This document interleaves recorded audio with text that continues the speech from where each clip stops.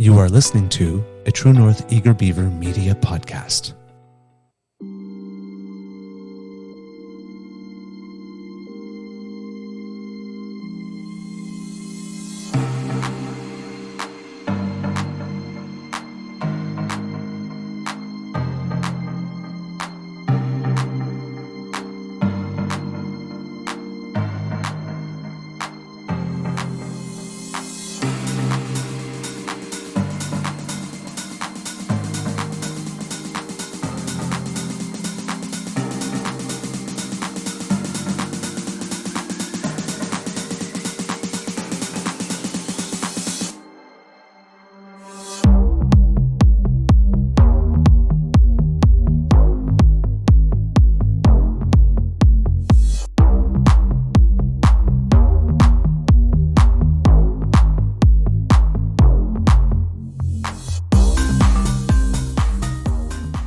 The True North Eager Beaver podcasts are proudly brought to you by our founding sponsors, the Miss V Mysteries from Corvid Moon Publishing, your source for science fiction, fantasy, and cozy mysteries featuring a broad diversity of characters. CanadianTarot.com, your uniquely Canadian online eclectic tarot community and forum, and the Peppermaster, hot pepper sauces made from fresh farm ingredients to thrill your taste buds and expand your mind.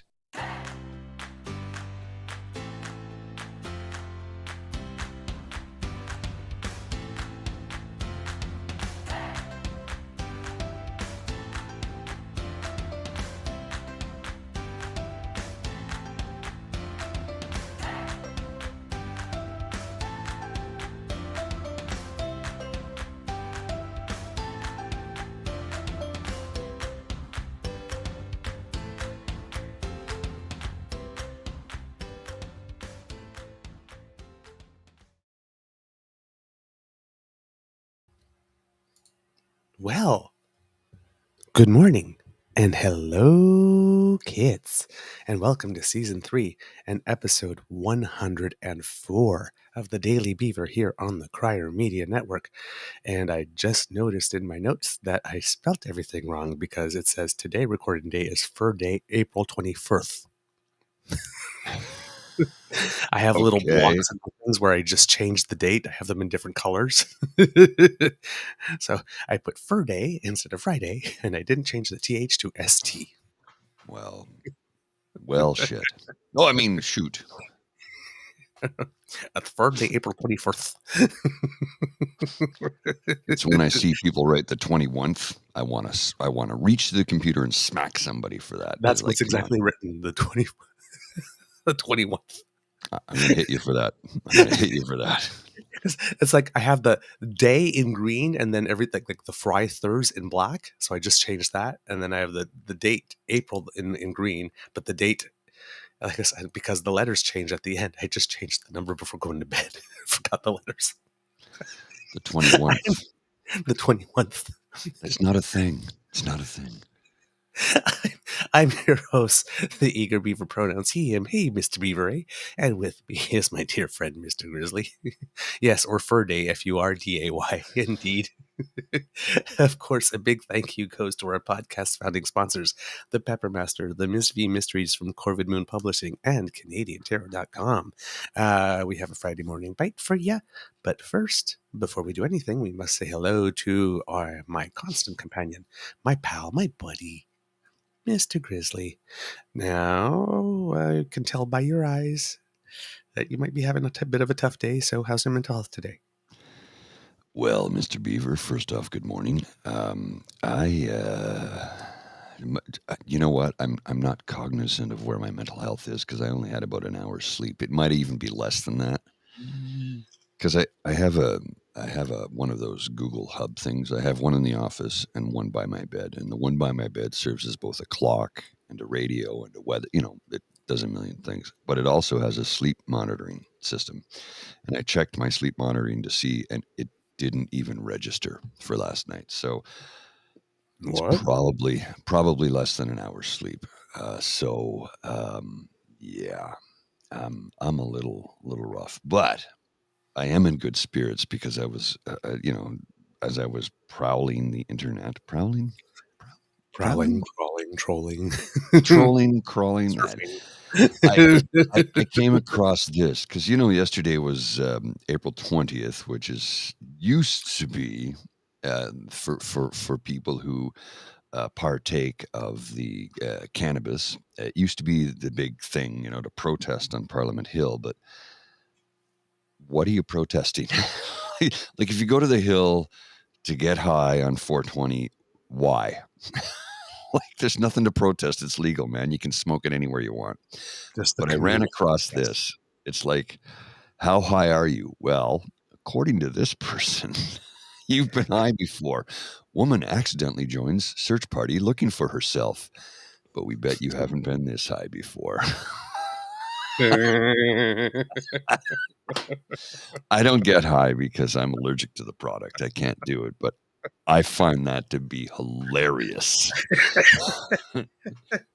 Hey, who are we looking for? Oh, we're looking for Susan Q. Oh, cool. Yeah, I'll join the thing. Hey, wait a minute. That's me. Am I looking for me? I'm looking for me. Let's find me. I'm here somewhere. You got to be messed up, man. It's almost like the time I learned about the vicious cycle of pot. I don't know what that is. Went to a friend's place for Christmas dinner. Okay. Small, tiny place, small, tiny fridge, and my friend likes to cook really fancy. So he basically used everything that was in the house and in the fridge to make dinner. And then for dessert, there was a plate of pot brownies. Oh, no. So we ate pot brownies, and then we started playing some board games. And then we had the munchies. And then there was nothing else in the house to eat but pot brownies. And you can't order on Christmas unless, and it depends on what time was it at that point. So was there even a Chinese restaurant open at that point? Probably not. So you just ate more brownies, right? So you just exacerbated the problem. That's really a bad, terrible idea. That's a terrible idea. Cycle of pot. Okay. If you're making pot brownies, always make sure you have something other than pot brownies in the house to eat. Just like when you're making grilled cheese, when you've had pot brownies, make sure you first have cheese. Words to live by, I guess. Words to live by. If you've never seen the episode, if you on YouTube look up My Drunk Kitchen, okay, you'll learn about the benefits of grilled cheese without making cheese, without having cheese first. So just fried bread? I think she's like, so it's fried sourdough, tasty, but ultimately unsatisfying. Yeah, I forgot to put cheese on my grilled cheese. It's not quite grilled cheese. It's just grilled bread, right? Yeah. That's it, isn't it? First thing when having grilled cheese, first make sure you have cheese. Yeah. Noted for next time. That's usually a good thing. You should always have the cheese. Check it out. My Drunk Kitchen episode 1. It's the funniest thing I've ever seen on the net. Mostly because of the editing. Was that drunk cooking or cooking drunk or what? There was a whole series that was that young woman. Yeah, Hartel.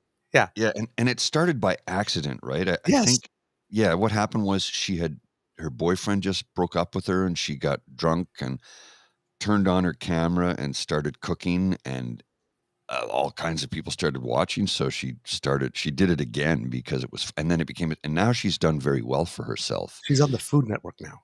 Yeah. She was the drunk chef or something like that, or? Well, the show's called My Drunk Kitchen on the Drunk Kitchen. Yeah. It's been on for 7 or 8 years now. It's been on. I don't know if she's still making them because now she's on to other things, but she's on the Food Network, like judging competitions now and stuff. And good for her. Yeah. Good for her. Yeah. Best breakup ever, right? She turned it into a career. Yes. It's like my last breakup when it was over. I was like, wow, the best 240 pounds I've ever lost. Anyway. That's a good one. That's a good one. My mouth was open. Black is slimming, but you know what's more slimming? Black is slimming, but you know what's more slimming, Mr. Grizzly? What's that? Losing a bad boyfriend. I'll take your word for it. Extremely slimming. Anyway. I'm putting a link in the chat of this website, and this fella's name, I'm going to screw it up. I don't know how it's pronounced. It's either Guy or Guy. I'm going to say Guy because he's in Vancouver, so probably Guy. Okay. And his surname is spelled Felicella. So is it Felicella, Felicilla? I don't know how to pronounce it. Okay. But I ran across him on Twitter, and a really interesting individual. And I'll show you this tweet, and then I will I'll share the link in the chat of his website. Absolutely interesting individual. Here's the tweet. I saw this yesterday and went, wow, this is an interesting fella. And here's the tweet. I'm going to put it on the screen right now. Guy, whatever. I don't know how to pronounce Guy or Guy. I'm not sure how to pronounce it. Felicella, I guess. Felicella, I would think. Supervised consumption sites don't enable, in quotation marks, drug use. They provide health care for people who are already using drugs. You shouldn't have to be drug-free to access health care. My last overdose was at booth 5, and now I'm over a decade sober. That wouldn't be possible without harm reduction. And here's a picture of the fella standing in front of booth 5 at a site in the Couve in Vancouver. So I'm putting the link to his website in the chat right now. Go check out his website. Fascinating individual, led an interesting life. And he really is an advocate for change and for helping people. And he's kind of, I think I'd love it if we could get him on the show to talk to him. Absolutely, we should reach out. Yeah, he's absolutely the kind of individual that we want as part of our community. Let's help each other, right? Yeah, no, because I've been wanting to do a show on that, and I've been trying to think about who I could call, and I was thinking about people from the HIV/AIDS legal network. Oh yeah, because they take care of that. But this would be, I mean, you'd have two different perspectives. Clearly, of course, but this would be much more personal. Yeah, and like check his website out. I put it in the chat. Anybody wants to check it out, I suggest you do. Absolutely fascinating, interesting individual, and he's got the about page talks all about. He grew up in a middle class home in BC, but due to trauma, undiagnosed ADHD and difficulty at home and school, he fell into addiction at a young age. Spent 30 years in the repeated cycle of gangs, addiction, treatment, and jail. I mean, this guy has led a life, and now he has turned it all around and is helping people. So, sure. Yep. Full respect. Yep. Absolutely. You have any other things you'd like to talk about, Mr. Grizzly, today? Well, I did watch the hockey game last night. Ooh, yes. And I'm not cheering for the Toronto Maple Leafs because, well, Yep. Right. But here's the thing. I do want to see a good series. And this series has gotten interesting. First game, Toronto lost 7-3. Second game, Toronto won 7-2. They had 3 fights in the game. A fight in the first period in the first 10 minutes. Tampa Bay is they came to play, and last night they showed the hits. The hit ratio was, I think, Tampa out-hit Toronto, and then they started 3 fights. I think this is going to be a very interesting series. 2 games in, and it's been a flip-flop already on the victories. So 14, what do we got? 19 goals scored in 2 games. That's a lot. That's a lot. None of those goaltenders are vying for the goaltending MVP award, right? No, clearly not. So this series is going to be very interesting, and I think Tampa Bay, because they do have some talented players, but they're not the team that won the Stanley Cup in 2020 or 2021, which was, I remember watching the 2021 series against Montreal, and I'm like, sorry, I really want Montreal to win the series to bring the cup back to Canada. It's been a long time, and it would be good for this. And I even spoke to Montreal fans, and they're like, they can't beat Tampa Bay. They were just too good. Yeah. Tampa Bay had 4 first lines. There was not a weakness on the team anywhere. And they had the best goaltender on earth at the time. So it's like, I know Carey Price is Carey Price, but he's not. And I can't even remember the goalie's name. But they were such an unbelievable, unbeatable team. Now, that's not the same team because of free agency and trades and so on and so forth. But I think they're trying to go the route of the Broad Street Bullies from the Philadelphia Flyers in the 70s and just wear you down. Because they can score a lot, but they'll beat the hell out of you. So it's like, if we can't beat you on the ice, we'll beat you in the alley, which is old school, old time hockey, which, does it just detract from the game? Yes. Does it make for interesting playoffs? Oh, yeah. It's funny that you're saying that, because without the fights or anything, but just the script being flipped. I am having trouble flipping. I'm today. The words aren't working. Wealth in the mouth today. Yes. The similar thing happened because the Jets beat the Golden Knights 5-1 in the first game, and then the Golden Knights beat the Jets 5-2 in the next game. Yeah. So it's like, what the hell's going on? Parallel scripts. Huh? What are you doing? What's going on? What happened? I'm so easily confused. Very much so. Yeah. So that black bouncy thing goes into the thing with the mesh? Is that where we put it? How am I supposed to do that frequently? I don't know how it works.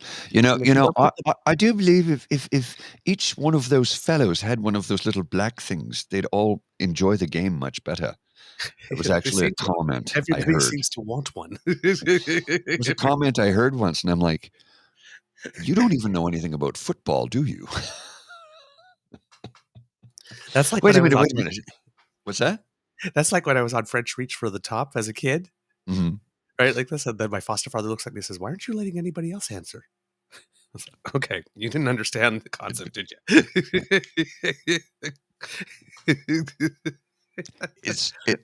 Never mind. Just no. Why are you always on the screen? That's like... de rien, mon ami, de rien. No. De rien. It's, the parents, parents, like, they're always proud of you, but they don't understand what it is that you really do.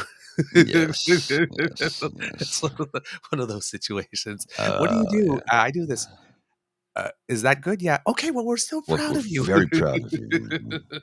What's one of my favorite lines from any movie ever in history was spoken by the late Philip Seymour Hoffman in the classic 2000 film Almost Famous, when he portrays the part of rock and roll's greatest critic, who has long since passed away. And it was interesting that they chose Philip Seymour Hoffman to play the role because they looked nothing alike. They could not look more different. The role he was playing, the critic that he was portraying, was 6'2" and probably weighed about 130 pounds. Like, he was tall, thin, gaunt, had black hair. He almost looked goth, but he wasn't goth. Had black curly hair. That's not Philip Seymour Hoffman at all. Like, not at all. But he was such a spectacularly talented actor that he auditioned for the role, and they're like, "Yeah, it's yours." Sometimes you're just that good. You can't see anybody else playing the role. Kind of like the Joker by the late Heath Ledger. Thank you very much.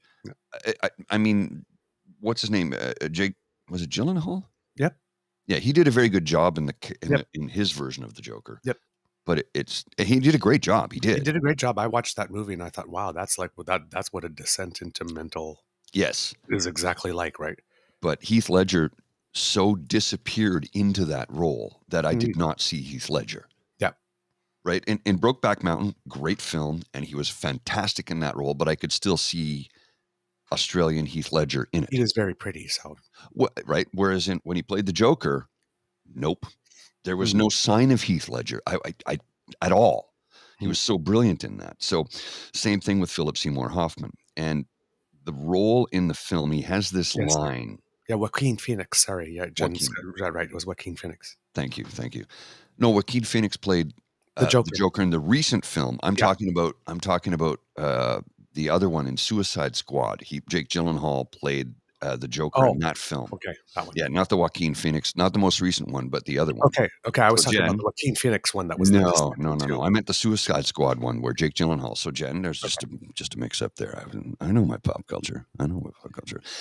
Anyway, the line in the film, Almost Famous, that the character, the main character in the film, the name of the character is escaping me, but it was basically Cameron Crowe. He was writing about his life, and he says, "Oh yeah," he goes, so I guess you're the cool kid in school." He goes, "No, nobody. They all hate me." He goes, "Ah, yes, you're fair weather friends. They'll all meet you again on their long journey to the middle."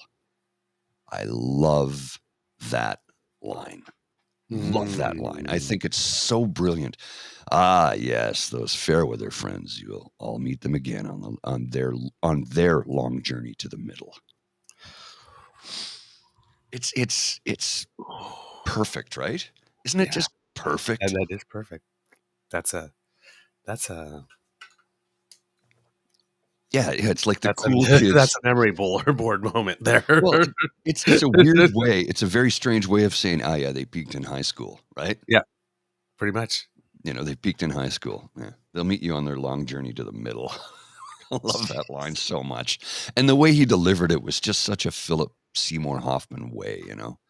You're right, Jen. He did have the best lines in that movie. And that's one of my favorite films because it really did. If you're a fan of rock and roll, as you know I am with all the music shows I do, it captured the 70s in a way that I've not seen in a rock and roll film before, ever. And it was because Cameron Crowe lived that life. That basically is his autobiography. He was a rock journalist for Rolling Stone magazine in the early 70s when he was 15 years old and in high school. That actually took place.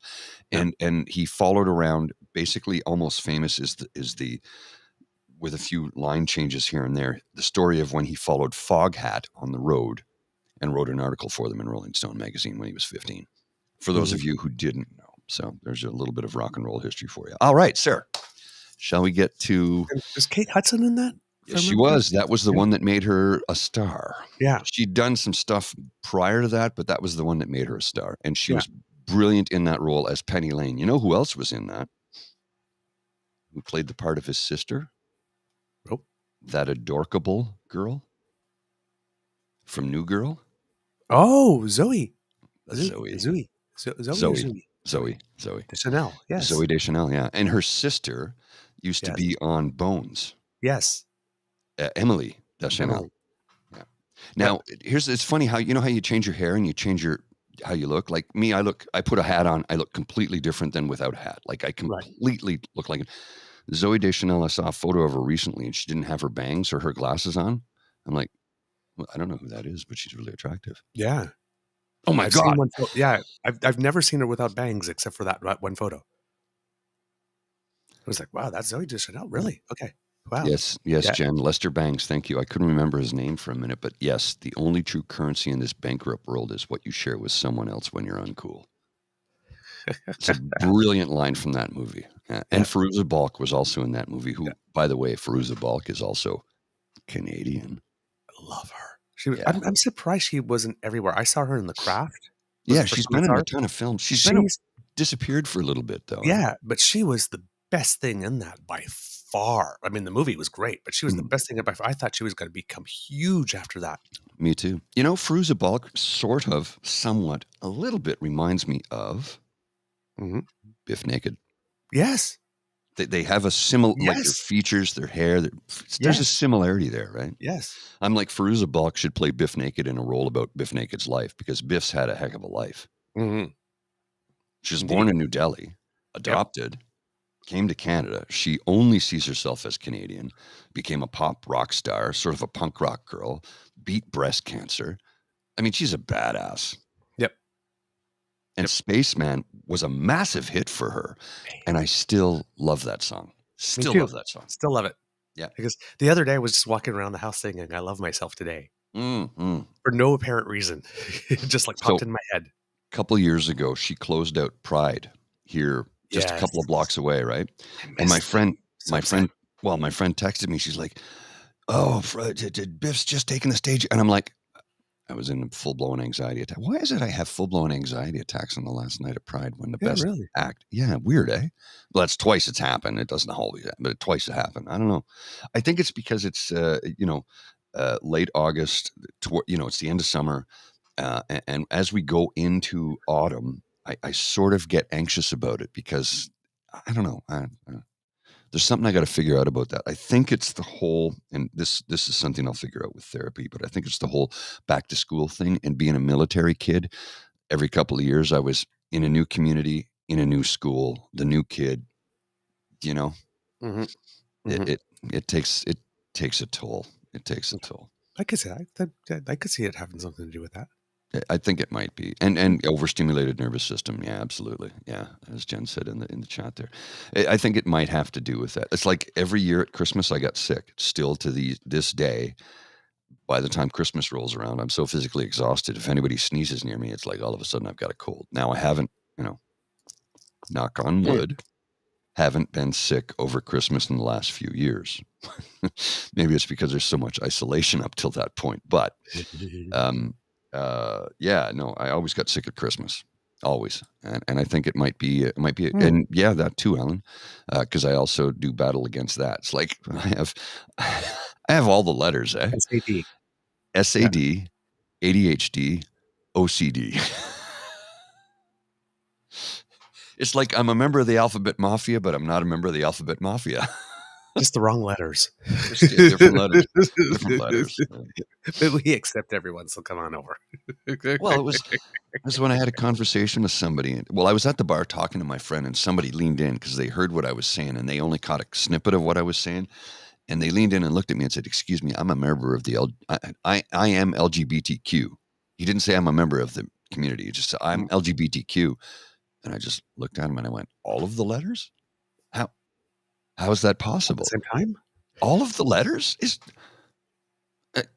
I could, the Q and the T, sure. Maybe the B, why not? But LG, you can't be both of those things.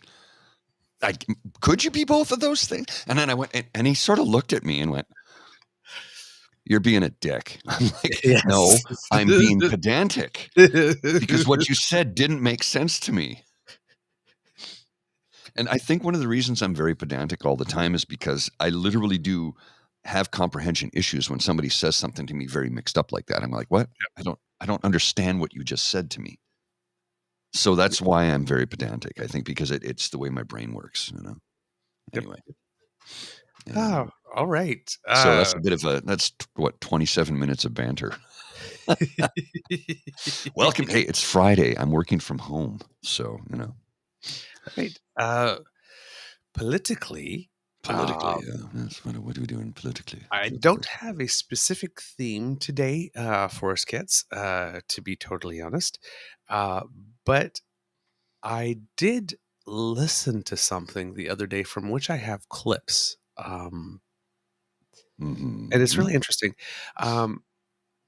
David Hurley, who's a campaign organizer, believe he worked with Paul Martin and Kathleen Wynne, has a podcast called The Hurley Burley. Yes. Really good show. Listen to it. And they get to do long form interviews like we do, not necessarily 2 hours or whatnot, but close to an hour, sometimes a little more. And sometimes you have he gets ministers because he was a campaign operative, so he's able to get politicians and ministers on the show, something we've not been able to do yet. Working towards that. Working towards that, yeah. And often, because of the format, and you'll hear it in one of the clips, the minister says on the show we get to do politics in full sentences, which I found interesting. Because every time you're in a scrum or in the House of Commons, to answer a question in the House of Commons, I think you got like 40 seconds or something, like a question period. You get a scrum or you got your little press thing, okay, I just have time for 5 questions and I got to go or something. But this one, he says, talks about doing politics in full sentences. And often on the show, you see a certain side of ministers or you hear them speak and you think, wow, they're really on top of that. So he's had interviews with Minister Anand, which we all know that she's extremely impressive, but get her alone for an hour and let her talk on stuff. Holy moly. See, now she's even hotter to me now. And I know that's a terrible thing to say, but I find her brilliant mind to be sexy as all get out. Oh yeah. And then you have Seamus O'Regan. If you ever listened to get him for full. He is on top of it, Jonathan yeah. Wilkinson, the minister of current, I think, minister of environment or natural resources now. I think, yeah, now natural resources, but formal environment. He's the one that set up the carbon plan and everything, and now is doing the resources stuff as Stephen Guilbeault has taken over the environment stuff. Listen to him in an interview.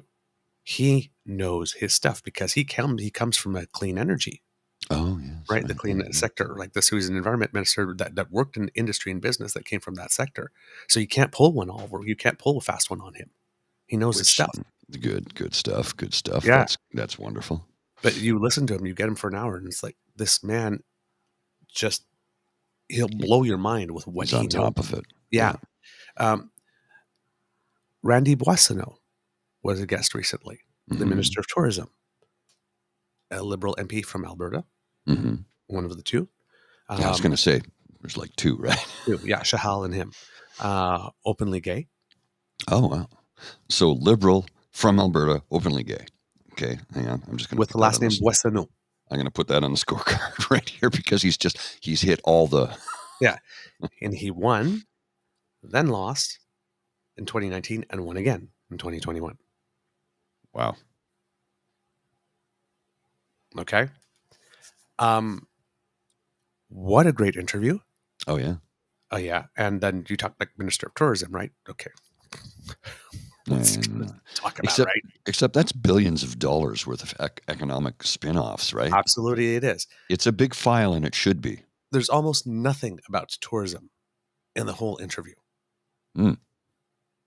He's talking about trade. He's talking about green credits. He's talking about economy. He's talking about... So he's plugged in. He is plugged in. He knows. And I was just listening it, and like there are 5 in the space of in between like minutes 15 and minutes 32 of the interview. I found 5 incredibly quotable. I was writing them down to read them. Oh, wow. And they're just like 2 or 3 minutes long. Oh, wow. That's a lot of stopping and writing. So I just said, let's just air it. Clip. Yeah. Okay. I was really, really impressed with this man. So the first clip here that I'm going to show you is they're talking about the budget and the affordability measures on the budget. How long is the clip? This clip will be, hold on. I need 55 seconds to reheat a mug of coffee. Okay, go do that. Go do that. Yeah, you will get 55 seconds. You will get 55 seconds. So I'm not doing it until you give me the link to share so I can put it on the screen. Okay. And then I'll put it up. I desperately need another cup of coffee. Okay. Then let me just do that right here. And I just wanted to, the reason I'm showing this to you kids is not only because there's a lot of information here that I think you should know, that I was going to take the notes, the particular data points and actually mention them on the show, but he includes them in there. But it's the formulation of the answer and his poise and his personality and just the whole package together. So when you see like, you only get to see them for 15, 30 seconds and people are yelling things at them and they're like, this is what these people bring to the table when we're talking about the quality of our ministers. So what you're saying is, and I'm going to preface this in how I will occasionally say this and go, I'm not gay, but I would spend quality time with that man. Is he going to do that to me in this clip? Is he going to do that? He probably will in this whole series of clips. Yeah. See, well, I'm attracted to somebody's brain more so than their body because I have met and been set up on dates with ridiculously beautiful women who unfortunately, sadly, didn't have a thought in their head. And I ended up dating their friend who, by most people's measurement, would say, she's not nearly as attractive as her roommate. And I go, yeah. Did you speak to her? Because I spoke to her, and she is the hottest thing I've seen. You get it? Like, what do they say? Sapiosexual? Yep. Sapio or sapio, but I don't remember. But I'll say probably sapio. Sapio. I like long vowels, so I always say sapio, but I've never heard anybody say the word, so I don't know.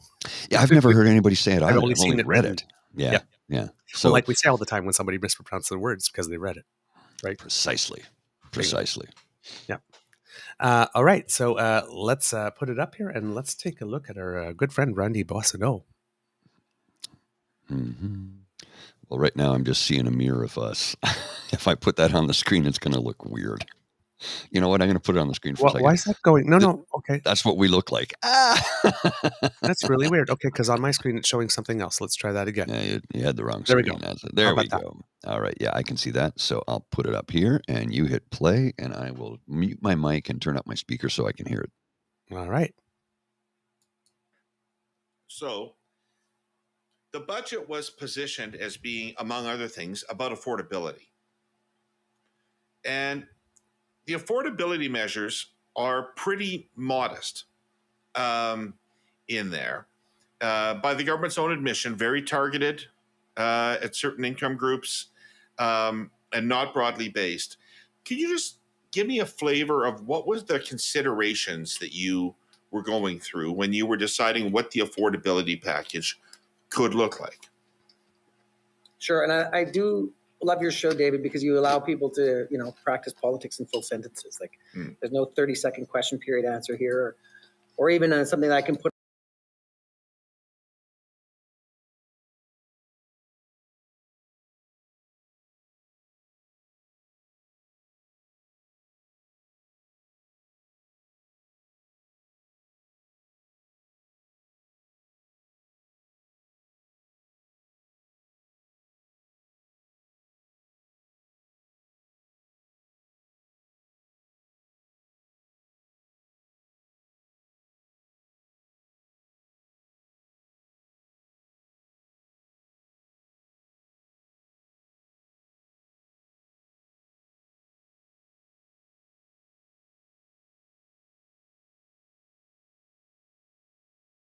Yeah, we've lost sound. There's no sound.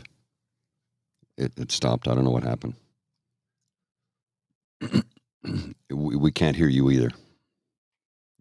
Check your computer settings. The audio just died. We'll try and replay that clip in a minute or two once you recover from it. So check all the settings on your audio. The bottom screen. The sound just disappeared? Yeah. Oh, and you're back. We've got sound. Yeah, the sound just disappeared completely. So let's re-roll the clip. And okay. Hold on. I'm going to turn off my audio for a second till I reset it to the spot. Yeah. You can talk for a little bit. I'm so sorry about that, kids. I didn't know that the sound went out. Yeah, it died completely. I was sitting because I was listening in the kitchen while the microwave was going, and I'm like, "Where'd the audio go?" And I came in, and I'm like, "Yeah, there's no sound." I thought maybe my computer froze or something. Nope, there was no sound. And while you're doing that, I'm going to read a little headline here for you that people might not be aware of, but I think we'll all take a certain amount of joy in this. A federal judge in Wisconsin ruled Wednesday that a wrongful death lawsuit filed by the father of a man shot and killed by Kyle Rittenhouse, murdered, during a protest in 2020 can proceed against Rittenhouse police officers and others. Yes. I believe we call that the slow wheels of justice. Yes.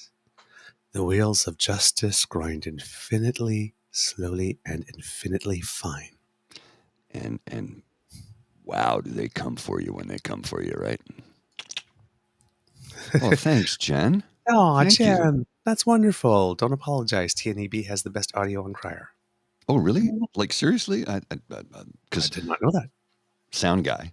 So I know. I work very hard. That's why we're always improving, buying new mics. But, I gotta have the proper gear to make us sound like we should sound. You've just made Mr. Grizzly very, very, very, very happy, Kid Jen. He's dancing in his chair. You have no idea. You have no idea how happy that makes me. That's the I'm ultimate dead compliment. serious. It really is. It is. I'm an audio guy, right? That's what I do. So it makes me very happy. Thank you. All right. I'm all set up. See, and I'm not an audio guy. That's why the sound went out. Okay. And is the volume, you might have to turn the volume up on the YouTube video as well, if you can crank it to its max. Okay, I will do that. Okay. And let me know when you're ready. Good to go? I'm ready. All right. Here we are. Let's try this. Okay. And I'm going to start with the question again. So I apologize for the repeat, but there you go. Okay.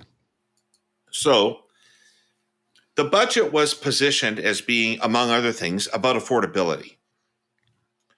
And the affordability measures are pretty modest in there.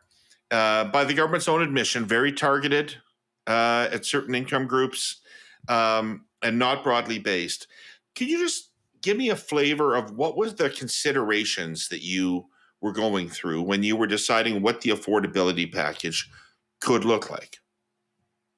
Sure. And I do love your show, David, because you allow people to, practice politics in full sentences. Like there's no 30-second question period answer here, or even something that I can put on a tweet. It was really clear that right now we had to land this budget between two goalposts, back to your Elks analogy and your Riders analogy.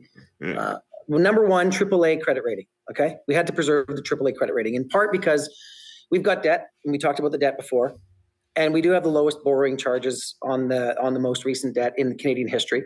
But it's not just about the AAA credit rating from a debt servicing charge perspective. It's from that badge says to foreign direct investors that these are good economic managers. And so it's us, it's the UK, it's us, United States, Germany, Netherlands, Australia, part of the AAA credit rating club. That's goalpost one. Goalpost two is do no harm on inflation. Because last year, 8.1, too high. Now 5.2, too high. Tiff's Macklem's got a job to get inflation to between 0 and 2%, which I still think is achievable. And we can't put so much stimulus into the economy that he's going to go jack the rates. That would be politically foolish, but morally and economically extremely unwise. And so, look, if you take a look at the grocery rebate, $2.5 billion in isolation, yeah, it's a small ticket item. But take a look at the $13 billion on dental over the frame, or the fact that we did $30 billion in childcare in budget 21 to literally change the way that we have participation of women in the workforce. Right. I've got some numbers for you. Before that program, 69% of Canadian women were in the workforce, adult women. The US was at 77. Our numbers as of a month ago, 85.7% of adult Canadian women in the Canadian workforce within 2 years. That's the difference that childcare makes.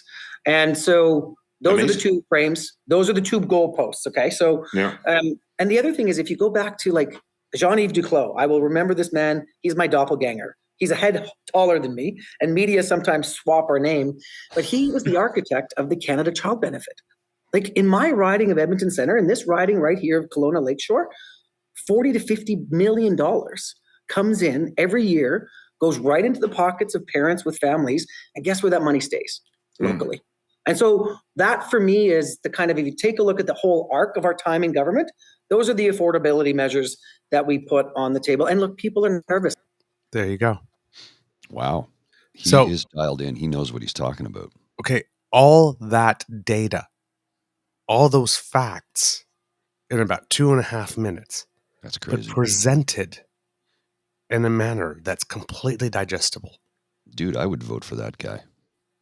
Seriously. I mean, he knows what he's talking about. And it's not even his file. Not even his file.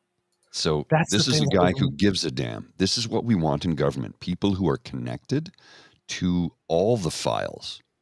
That they, it's not his file, but he's going to pay attention to all of them. And as we've mentioned on this show in the past, because the $8 a day daycare that started in Quebec, 25 years ago? It was 5 when it started. Pardon? It's 8. It's about 8 now, I think, but it was 5 when it started.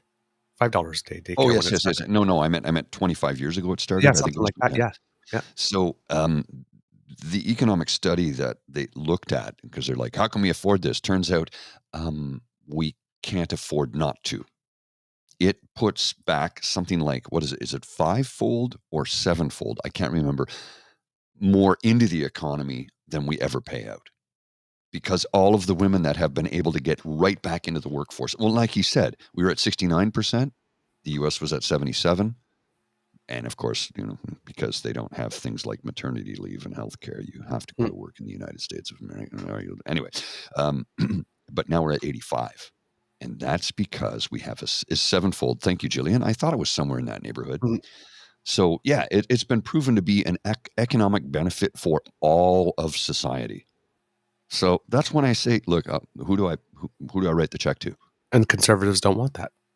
Of course not. They want to Oliver keep us. Said he would cancel childcare. They want to keep us dumb and uneducated, which is why they're against post-secondary education that is not turning a profit. But they're for the economy. Yeah, bullshit. They don't want to educate people. They don't want to keep people healthy. They don't want to pay for childcare. They don't want to cover dental care, but they're for the economy.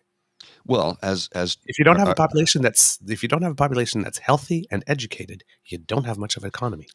as our friend, and I'm going to name drop here, but as our friend Charles Adler told us when he was on this show, these people are not progressive and they're not conservative. No.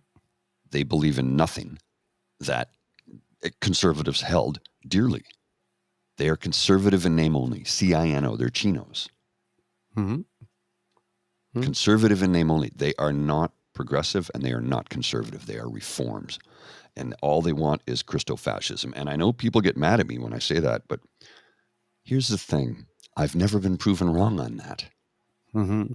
And I hate to be right on that one. I wish I was wrong. Mm-hmm. I wish I was wrong on that one because they really hate us. Yeah. The Quebec child care program started in 1997. Okay, so 26 years. That's how long it took the rest of us to figure that out. Yeah. And who was it? Do you remember the name of the minister who tabled the idea originally? Because I don't recall. I honestly can't remember. Yeah, I can't remember. Either way, this was somebody who did their homework and realized, look, if we do this, if we spend a little bit of money here in just a couple of years' time, look at what it can do for us. Well, Mulroney had promised it in his 1984 campaign. Oh, he did? Yeah. I'm watching. I'm looking at Wikipedia right here. A national daycare system was one of Brian Mulroney's promises in his 1984 Canadian federal election campaign. He unsuccessfully attempted to pass Bill C-144, which would have, quote, shifted federal provincial responsibilities for daycare and allowed for direct funding of commercial daycare centers. By 1992, the Conservatives caucus shifted their focus from childcare to child poverty in response to a national survey. Okay, and again, and I had my issues with Brian Mulroney, but progressive conservative, an actual progressive, tabled that in 1984. Like, holy crap. And what a shame that didn't go through, because you realize the economic spin-offs and the situation Canada would be in right now if we'd had that program for that long. And here's the thing about Canada I don't understand, right? We could have had childcare as early as in the 80s. Mm-hmm. We could have had the green shift as early as when Dion. Mm-hmm. These are all things we ended up doing eventually. Yeah. We could have had reconciliation. We could have had Kelowna Accords could have started the same time we could have had childcare again with Ken Dryden when he was the Minister of Human, and we let that. So twice. Imagine, had we started childcare back in the 80s, had the Kelowna Accord gone through, had childcare or childcare even gone through then, but the Kelowna Accord gone through at that point, and had we done the green shift then, imagine where we'd be now. And who are we held up by? Those Laurentian elites just want to take your money and raise your taxes. No, they're actually going to improve your life. Now, don't get me wrong. They're going to take a healthy cut for themselves along the way. Yes. There are Laurentian elites who are only in it for themselves, just like there are conservatives and reformers who are only in it for themselves. I get that. There's always badness in every single party. I'm not saying that the be-all, end-all of society would be a Liberal Party forever. I am not advocating for that. As I've said it many times in the past, and you are completely in lockstep with me on this one, we want to see a healthy, progressive, conservative party in opposition in this country. We don't have that right now. We don't have that. We haven't had that for a long time, and we need to get it back, because a healthy, progressive, conservative, i.e. Joe Clark, Brian Mulroney, progressive conservative party is good for Canada, because they still have Canadians and the welfare of Canadians as their goal, their rule, their consideration. It's like they want what's best for Canada and Canadians, whereas what we have right now is not that at all. Not that at all. And, right. It hurts everybody in the end. Okay. It only benefits a few. Yeah. I've got the second clip from Randy Bosno where he's talking about future economic opportunities. Okay. Let's roll it. All right. On the other side of that is nothing but opportunity. Like, I don't know. I'm assuming you listened to President Biden's speech in the House. I did. He's got the U.S. military putting money into Canadian companies to go and help us find, extract, and eventually refine critical minerals, because this computer might have, 20 grams of rare earth minerals. My phone, 8 grams of rare earth minerals in it. The average EV car, a kilogram of critical minerals in it. And guess who has more than Asia combined? All of Asia combined, we do. So selenium, palladium, words that I didn't know before I was in this job, lithium, and we're going to go and get those, and it's billions of dollars to do it. You could have just made all those words up, and I wouldn't be able to fact check you, by the way. Look, there's 39 of them. Canada's got 13 of the most critical, and there was this article, I think it was in the Edmonton Journal just yesterday, this guy that's from Saskatchewan, splits his time between Saskatchewan and the US, and he said, Western Canada, you were sitting on $1 trillion and it's not oil and gas. And he went into the whole reason why he is buying companies, he is making investments because he sees that future. And that's what the rest of this budget is about, David. It's making sure that we stay on the train to the 21st century. And it's about jobs, but it's about careers. So, well, not his file. Wow. Talk about being connected. Like dialed in, ready to roll. Let's make this happen, right? Like I said, I'm just listening to this. I was like doing groceries, and I had it in my headphones. Like I said, I can't take notes at the time. Yeah. I actually had to come back home and listening to all again to find the timestamps. So this is the third time in 24 hours that I'm listening to him say these things. And it's just as impressive the third time. Wow. Like dudes dialed in. I like it. I love it. All right. Let's go for one more over here. I will set it up. Sorry, I pressed a button. It was already set up and didn't need to do that. All right. Ready to roll? You ready to roll? Okay. First of all, I have a weirdly specific question for you on the affordability stuff, and it's because I care about it. And that is food insecurity. And there was an expectation in some quarters that there might be a school food program in the budget because it's been promised by the government. It's in a mandate letter, and food insecurity has obviously been badly exacerbated during first COVID and then this inflationary period. Why did you decide not to move on something like that? So I'm going to give you the long form answer, and I won't BS you ever. Because that's not who I am. We had to make some hard choices in this budget, and I'll give you a sense of the scope, David. This is, if I do the rough math of just what cabinet asked us for, okay, not what all the stakeholders and everybody else wanted. What's in the budget is 1/10 of the ask. So we're talking like north of 400 billion worth of asks now to people, my colleagues, who got nothing in this budget, and there's a lot of them. And to people whose mandate letters are not yet fulfilled. The supply and confidence agreement that we have with the NDs means that we have 4 more budget documents, right? We've got fall economic statement 23, budget 24, fall economic statement 24, and budget 25. My sense is that we will be able to make good on this promise with the school food program and others. And we had to just keep it narrowed this time so that we didn't stoke inflation, because the people you're talking about are most affected by inflation. I want to see school kids fed too. That's why we leaned in on the dental piece, right? Because look, you shouldn't be able to tell how much money somebody makes by the quality of their smile. Like we could tell at school. Like I had bad teeth growing up. My parents didn't have enough money for the dental stuff. I know what that feels like. And I don't want to know how much money somebody makes because their kids didn't go to the dentist. That's not fair. And we are a more compassionate society than that. Like coming from Saskatchewan with, Tommy and the fundamentals of the healthcare system, it's a piece we missed. And so we're tacking it on now. Okay, so let me come right at you. So there you go. I was wondering about that as well. See this comment right here from Ree? I'm going to read it out for those who are listening. Thanks. We need a school food program. However, provinces can do something too. Tim Houston, who is the premier for Nova Scotia, for those of you who are listening in other parts of the country and are unfamiliar with his name, refused to implement any program before there is a federal one. He's using children's empty stomachs as a bargaining chip. I believe we, in the common vernacular, would refer to this guy as a raging, gaping asshole. But that's just me. Maybe I'm wrong about that. But you tell me. What do you think? Seems like a dick move. You think? Yeah. We really want to help children, but you first.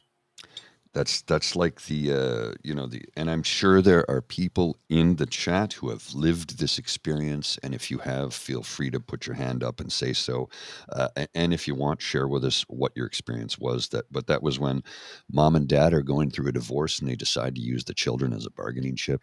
Mm-hmm. I have no respect for anyone who ever does that, ever. No. And the other thing I don't respect is the politicians who pull a Whitney Houston. I believe the children are our future. Well, they're here now too, so feed them. Yeah. Okay. Yeah. So, the children aren't only the future. We need to keep them alive so that they'll have a future. So I was like, oh, and Jim, you've nailed it right here. You give us money, we'll take credit for the food program. Kind of like how good old Dougie Ford tried to take credit. We got the child care benefit done. No, you didn't, Doug. You waffled on that until the 11th hour. Literally, it was going to expire, within an hour or so? Maybe I'm off by a little bit, but literally, it was going to expire, and you finally signed on. You used children's welfare as a bargaining chip. And yeah, Jillian, I'm still mad about that. Me too. And I'll never forget. I know, look, Jack Layton was a good man, but that was not cool. He pulled childcare off the table. He pulled Kelowna off the table. Yeah. Those were the two things I did not like about Jack Layton. The thing when he said that he would go to the wall on corporate tax cuts. And then in the middle of the night, slunk to Stephen Harper and said, hey, I'm willing to swallow myself whole on corporate tax cuts if you give us a couple of things in the budget, and then I'll, this thing that I was planning to do with the other two, I won't do it anymore. And then making sure that the government fell so that Kelowna and childcare wouldn't fall through. And then, since then, the NDP on the campaign, you've been noticing every time they say that, they talk about, liberals keep on promising that they'll do childcare, but they never get it done. Because you wouldn't let it happen. Yeah. Well, there was three things Jack did that I disliked. Those were two of them. And the third one was when he was being interviewed about a budget just before the budget was about to be released. Yes. And they asked him, will you support it? And he goes, no, I'm voting against it because it's Stephen Harper and I can't stand for anything. I'm like, whoa, dude, no, that's not how politics is done. Review the budget, and if it's crap, vote against it. But to literally say you're not going to support it right from the get-go, not cool. Not cool. I have no respect for that. It's like, wait a minute, you've already made up your mind on something. You're being prejudicial. You're bigoted towards this man's, and look, it probably would have been crap anyway, but review it. Give it the once over, right? Go through the steps. Well, and not only that, in all honesty, can you tell me that every budget that's ever come out, that 100% of it you disagree with? There's no way I could say that. There's too many elements to it. There's going to be some things that you're going to look at and go, this is good. I disagree with this, but I like this. And I wish we could have more bipartisanship in that sense. You know what? I support this thing in the budget, but this thing over here, we got to talk about this, guys, because this isn't cool. That's how politics was it ever done like that? I think there might have been a time when there was a little bit of that. Maybe. I mean, John Robarts, the greatest premier that ever held that position in the province of Ontario, built Ontario into what it is. Built it into the economic powerhouse, created, sorry, I'm blanking out right now, but multiple programs that have benefited this province. He made Ontario Place happen. Like, he was a good man. And what was he? Progressive conservative. Yep, indeed. And I'll bet you he's spinning in his grave right now at about what's happening to Ontario Place. Jeez, yes. If he could rise up as a zombie and come and slap the shit out of Doug Ford, he would. Now, before we move to the next clip of Randy Bongino pretty much just blowing my mind, I forgot to say hello to the kids this morning. Oh, my goodness gracious. Yes. Good morning, Kit Elaine, Kit Jillian. Lovely to see you. Kit Dan, and I've been seeing your comments in the chat. So good morning to you, and thank you for sharing. We really appreciate that. Good morning, Kit Jim. Lovely to see you as always. Good morning, Kit Jen, you lovely, beautiful soul. Miss Sadeka, how are you? And Mohan is here too. Please say hello to Mateo for us. Good morning, Mateo. Hey, little buddy, how you doing? Okay, I got to block some people here that are spamming us. Yes. They're spamming us on Twitch, so you know All what? right. The kids can't see it. I'm going to leave it for now. It's just on Twitch; they can't see it. So, All right. Good morning, Kit Gale, as well. Lovely to see you joining us. Thank you very much. And if I happen to have missed out, Savage Wiener. I hey love Tim, that name. how's it going, brother? Good to see you. Yes, Tim as well. So lovely to see you. Thank you so much for joining us on this Friday. We're really happy that you're here with us. All right. Our next clip of Randy Boston. Oh, and of course, Kit Saucy Sea Witch. You can't forget Kit Saucy Sea Witch. Absolutely not.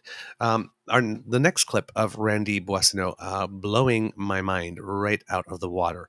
I believe in this one, he is talking about things having to do with labor. Mm-hmm. All right. So let's put it all up there. Okay. Oh, make sure the volume's up. There you go. I'm not around the SACA governance table. That's Pablo and Dominic and Ruby, Sahota, and then into 3 New Democrats. But I can tell you it's definitely an alignment of interest. And look, we wouldn't have had a 27 item agreement if we didn't think we could do it together, right? And so, I mean, there are things like, replacement workers that make sense to us. So it's on the list. Like there are issues with labor. And look, I was with 17 labor leaders, and Gil McGowan introduced me. I ran against Gil in 2015. And there he is saying, look, the libs have delivered. They delivered on dental. They delivered on the prevailing wages in the tax credits. And so I actually think that what you have here is a moment in time when, look, let me go back, because I remember the Sunday night when we all got convened on cabinet to have this conversation. And I'm like, it's a Sunday night. What the hell are we having a cabinet meeting for? And okay, so I'm in my office, and the PM's there, and he's got this, glint in his eye, and he's like, we're about to announce an agreement with the Democratic Party that will, stabilize this government until 2050. And I'm like, in my mind, already doing the countdown that I've got a year left in my job, and I've got to do all my mandate letters. And I just went, like masterstroke, like reform the Senate, pretty awesome, right? Right. I talked to 1 million Canadians during the campaign, pretty awesome. But this at a time, remember where we were. We were just getting through the convoy. Yeah. We were facing down the beginning of the war in Ukraine. And everybody on my doorstep is like, there's just too much craziness going on. We're still coming out of COVID. And this just took all the anxiety. Like I felt the temperature change in Parliament Hill. Yeah. And I said to my team, get me to the most New Democrat part of my riding, because I'm going to go knock doors when I'm home on Saturday.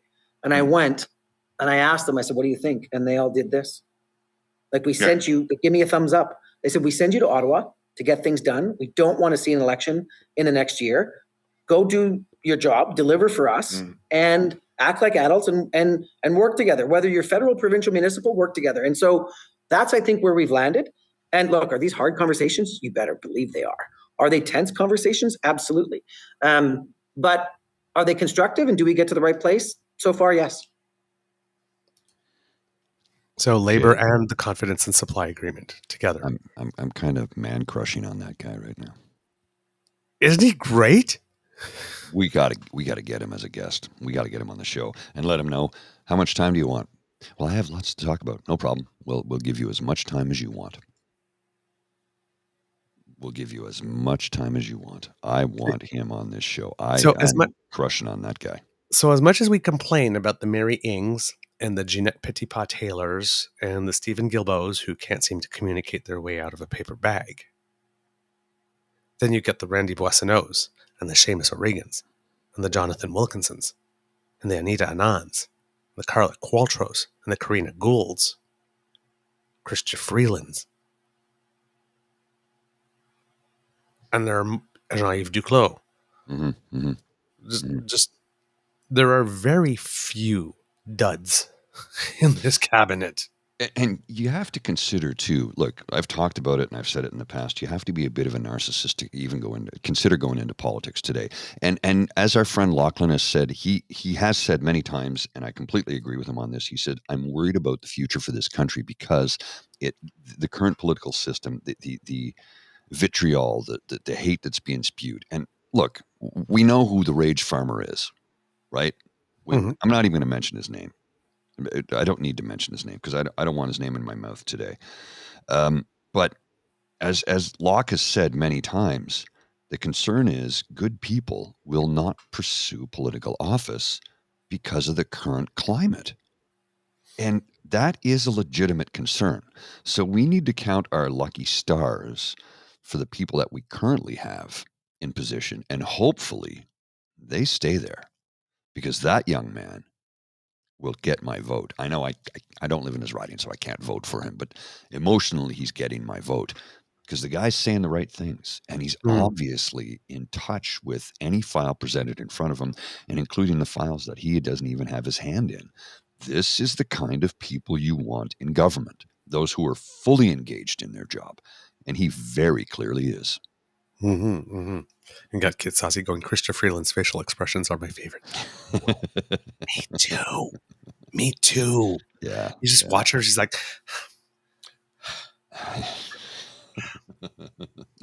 it's like, oh boy, are you in for it when she decides to speak? it's just like questions like this. It's just let me at him. Let me at him. Let me at him. Like she's got a little race car in her. It's just like, it's when I've heard people say, oh yeah, she's this, she's that. And I go, Vladimir Putin is afraid of her. I'm not making that up. It's a legitimate statement. That should tell you something. This woman has more backbone than most of humanity.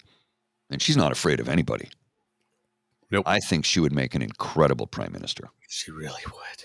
I really do. And I've even talked to my buds, my Scotch and Cigar club, most of whom, not all, most of whom are very staunch progressive conservatives.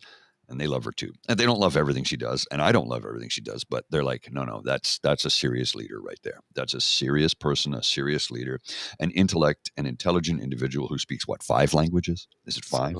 Yeah. Something exactly. ridiculous. Yeah. All right. Our last Randy Boissonneau thing, like I said, and I'm sorry if this is becoming the Randy Boissonneau show, but I mean, it's just incredible. And this time he's talking about, I liked this one in particular. I saved this one last because yesterday we had a little bit of concentration on the economy because we were busting up some myths, right? With that thing that you presented. Well, he's doing the same thing here as well, Mr. Grizzly. If you would. 1 second, sir. I'm just trying to log into my work computer. All right. Make sure that the volume's up, and here we go. I was nervous at 50% debt to GDP ratio during the pandemic. Like, think about it. Let me get the math right. We were 31% debt to GDP ratio heading into the pandemic. Yeah. And we literally mortgaged 20% of the country's wealth to get us through. Yeah. Was it the right thing? Yeah. 830,000 more jobs since the pandemic. We're at 112% recovery, 126. The Americans are at 112. Like, we're seeing, look, even today, 35,000 of jobs that are recovered. You mean where? Yeah. So we're at 126% of pre-pandemic job levels. The US are at 112. We had 35,000 jobs posted today, like for last month today, and most of them are private sector jobs. So where am I going with this?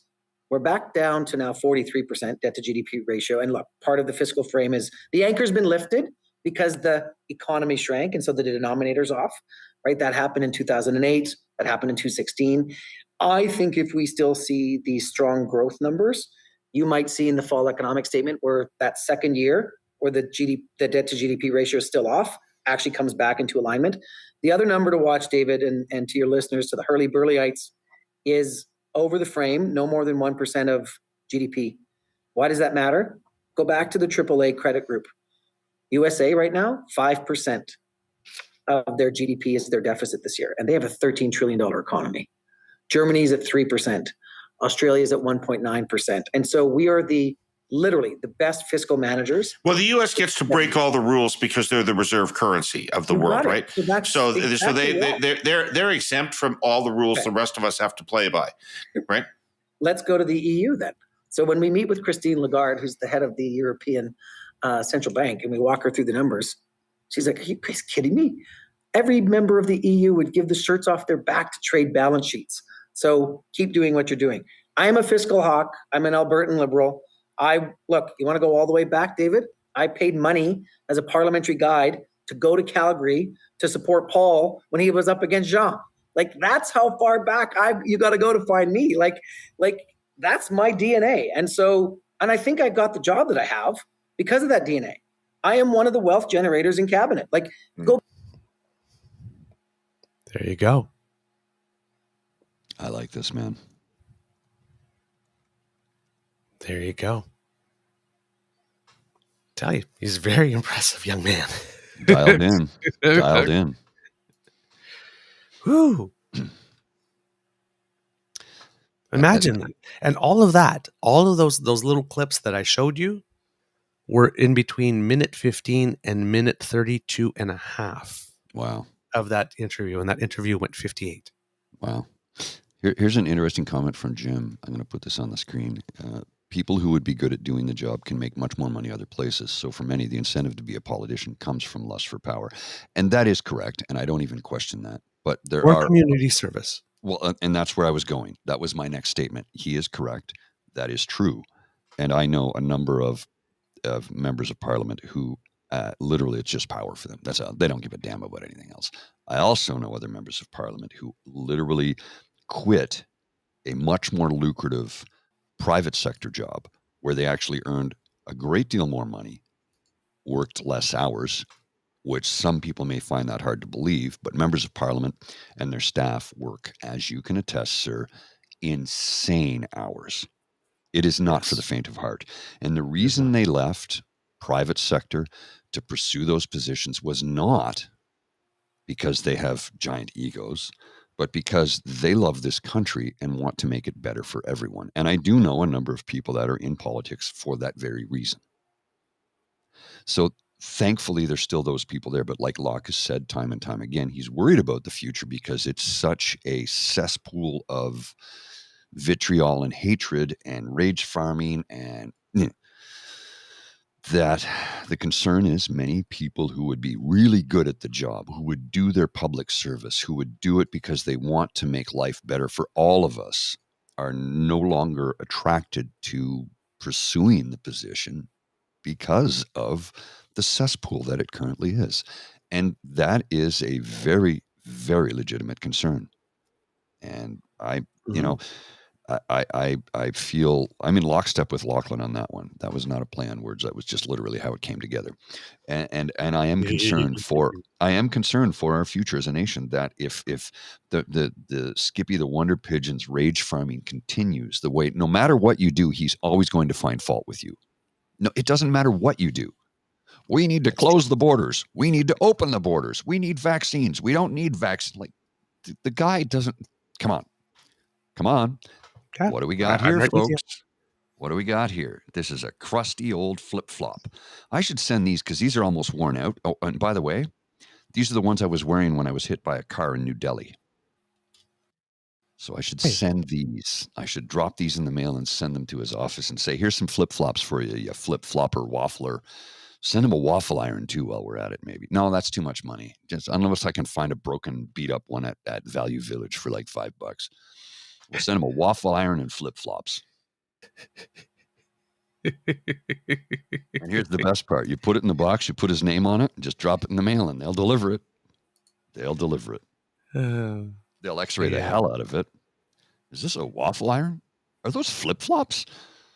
They'll open it up. Yeah, those are flip-flops, and that's a waffle iron. Well, okay. Somebody sent them to him. We'll just give them to him. I want his office to be filled with flip-flops. Dirty, used up, old, walked on the beach, walk through the city streets, flip-flops. No postage required. And I know somebody's like, Paul, that's very childish of you. Yes. Yeah. Yes, it is. Yeah. Yes, it is. Yeah. Guilty as charged. Not going to deny it.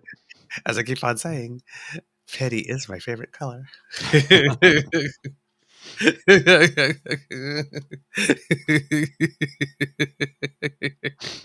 It's true. Oh man. Let's talk about Andrew Scheer. Oh, do we have to? I Andrew guess. Andrew $cent here. Mm. Mm. Yes. Andrew has been having and expressing many, I'm borrowing a page from Nate Pike here, thoughts Thoughts? Mm. on transparency of Mm. late. Should we have a little trip down Andrew Scheer memory lane? Why not? Why not? Let's do this. Yes. Mr. Grizzly, the money's gone. He's still there. We still don't know what the report said he did with it. He does. The report exists, but neither his party or nor we can see it. Mm-hmm. The Hill Times in April 2020, that's written really small. I can't read that. Yeah, okay, no, that's not the date of the article. There we go. February 10th, 2020. Conservative Party's National Council should share Scheer's expense audit report with party members, say some Conservative MPs and leadership candidate Gladue. I think that kind of transparency would certainly help people believe that the money is properly dispensed and properly governed, says Conservative MP and leadership candidate Marilyn Gladue. Senior Conservatives seething over Conservative Fund's refusal to share Scheer's $700,000 over-budget expense details with National Council. Quote, if you're a donor, why would you want to give money if you can't get straight answers on what the hell's going on, says veteran Conservative politician insider Tim Powers. Scheer should let Conservative Party's members see how his office spent $925,000. And $925,000. Yes. Scheer's mea culpa not forthcoming, and that's the CPC leadership race's problem.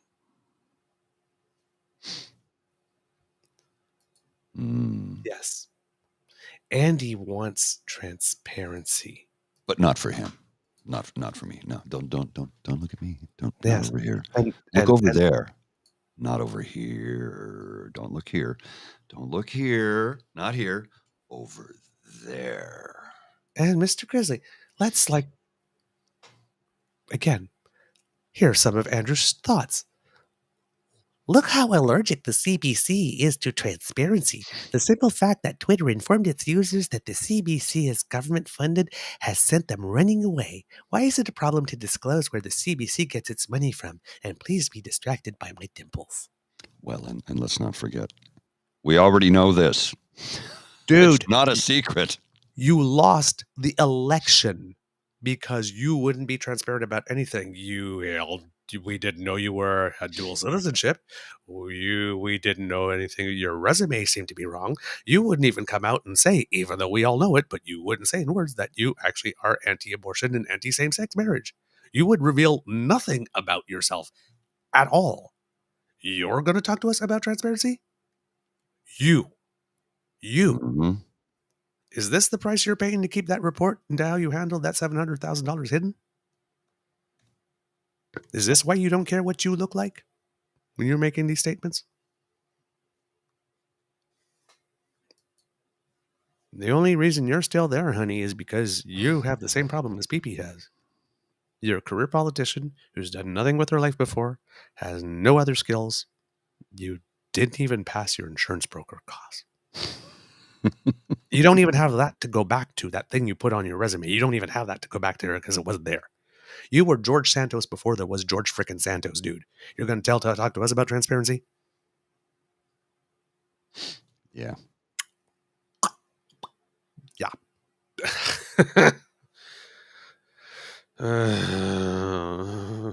If you look behind this thing, there's a little sign language going on for you. Mm-hmm. Yeah, the volume's down. Just the volume's down. Little sign language. I'm pointing at my keyboard, but I've turned the volume down. Yeah, we could turn it up if we needed to, but I'm not going to turn it up today. I don't feel like doing that. Seriously. Mini Vandy talking to us about transparency. Thank you, Mohan. I think this is great. You spent your whole life not knowing a public broadcaster is publicly funded is not the flex she thinks it is. Right? Like, come on, man. Oh yes, And what was CBC's logo a couple of years ago? CBC, Canada's public broadcaster. yes. It's not a Right, secret. right. The advertiser, yeah. And you got to remember, Andrew Scheer, right? Remember this one from him? Let's just put this up on the screen here. Needs to check the mirror before telling anyone else to check their privilege. Remember when he told us to check our privilege? Yeah. The $925,000, the nearly $1 million man. Mm-hmm. Well, nobody asked me if I had dual citizenship. Why would we? The only thing for which he uses his biotic powers is to take another swan dive right into the trough. That's like. Well, remember when he was the leader of the Reform Party, and they were campaigning, and all those strange videos where he was meeting people, where he would lean, like he wouldn't get close to them, so he would lean like 2 meters to shake their hand. I'm like, what? Yeah, it was like, could it be more awkward? Look, maybe he has, and legitimately, maybe he has Asperger's. Maybe he has an issue with other people. What's the word I'm looking for here? Like a social anxiety issue. That could be. And if that's the case, I have empathy for that, right? But if that's the case, maybe you should publicly come out and say, well, I do suffer from this, because people can relate to that. That makes you a human being and not an automaton. Right? Mm-hmm. Yeah. Now, talking about more conservative assholes, and dipsticks, and whatever. Mm-hmm. Michael I think Barrett. we've lost Mr. Grizzly. Oh, Huh? maybe that's me. Oh, it's me. My connection's going haywire here. Oh, yeah. You're frozen and I'm frozen. Yeah, something's going on your end. I thought it was you because you're yeah. Okay. Like I looked at my signal, it looked good, but you were frozen and I thought it was you, and it turns out it was me, but I don't even know what it was. I have no idea. Stuff just happens sometimes. More conservative assholes. Michael Barrett. Yesterday, we talked about this on the show, right? About the ethics commissioner. Dion, who was the ethics commissioner before, had to step down because of health reasons, and they had to find an interim. And the interim that they picked, well, they were pretty much forced to pick, was the number 2 in command because of all the requirements of the job, who happens to be the sister-in-law by marriage of Intergovernmental Affairs Minister Dominic LeBlanc. Now, of course, conservatives lost their mind because of this again, right? Now, another person that's close to Trudeau being like this. But okay, the ethics commissioner does ethics for everyone, and she's not related to all 338 members of parliament, right? And there was already a screen in place with regard to Dominic LeBlanc. Well, Mr. Grizzly, there have been developments on that file, if you would. Mm-hmm. Just a second. There you go. Okay, make sure that the volume is up on this one as well. Hey, folks, I'm just coming from question period and heading down to committee, but we have some breaking news. Now, yesterday at the Ethics Committee, we passed a motion calling for the Ethics Commissioner and her brother-in-law, who's a member of Cabinet, who has been found guilty of breaking ethics laws, to testify at a study at the Ethics Committee. Now, during question period, we learned the news that the Ethics Commissioner has resigned. And that's all I'm going to play. Now, I don't know what he says about his brother having been found with an ethics thing. I don't know where that came from whatsoever. I'd have to look into that because I don't recall that whatsoever. But a position that's already impossible to fill, the person who had been named to the interim, she wasn't going to have the job forever, just interim while they were looking for someone, has at least 10 years experience, on her own merit, Mhm. became the number 2 in the office, and none of these fuckers had a problem with any of the decisions made while she was there when they slagged Trudeau over the past, what do they call it? Yes, for the first full 8 years of Trudeau. Because they keep on saying after 8 years of Trudeau. And When he we're not there yet. hasn't been So in after favor. 8 full years of Trudeau with all the decisions, you had no problem with all the decisions where he got his wrist slapped, but now you have a problem with her. So I get what it is. They're rounding way up because, 2015, 2023, that's 8 years. Well, yeah, but he wasn't sworn in until October. So we're still not there yet. So that's what we call conservative math or reform math, But they're in good which with the case they just economy, right? round up. Yeah, they round up in their own favor, which just don't let them have the purse strings. We might be in deep trouble. Well, Okay. we already know what Skippy said. We don't believe in those big government programs. Yeah. But that's the thing, that article that we read by Daniel Smith, journalist Daniel Smith, you have to be bilingual. You have to have all this judicial experience. You have all these things that you need to bring. And then the salary is about one third of what it would be in the private sector. There's nobody who wants the job. Mary Dawson had to have her term extended twice before they found Dion. Dion got sick, left early. Mhm. They got the only person in the office that could possibly be the interim, and they drove her away. But they care about ethics. They just don't want anybody actually in the position. Yeah. Mm-hmm. Yeah. So now she's gone. Has to be another interim that'll be named, who will probably have less experience. Can we go back to ethics for just a second? They're destroying recall everything. Just recently, where Skippy was raking over the coals, a journalist from Canadian Press.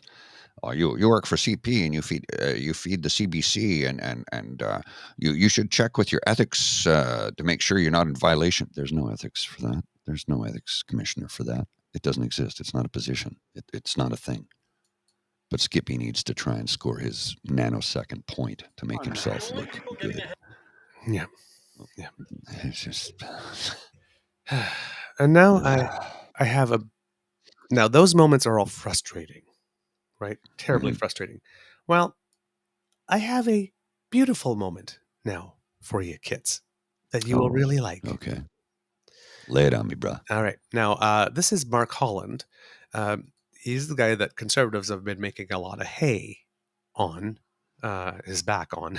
Sorry, let's try that. He's the person whose back on which they've been making a lot of hay recently, because he was the one that stated in the House that Pierre Poilievre did receive an offer of a briefing that he had refused. And the Pierre goes, I never received an offer of a briefing, which happens to be true. He was never received an offer, probably because he was never cleared. So if you're not cleared, why would anyone make you an offer?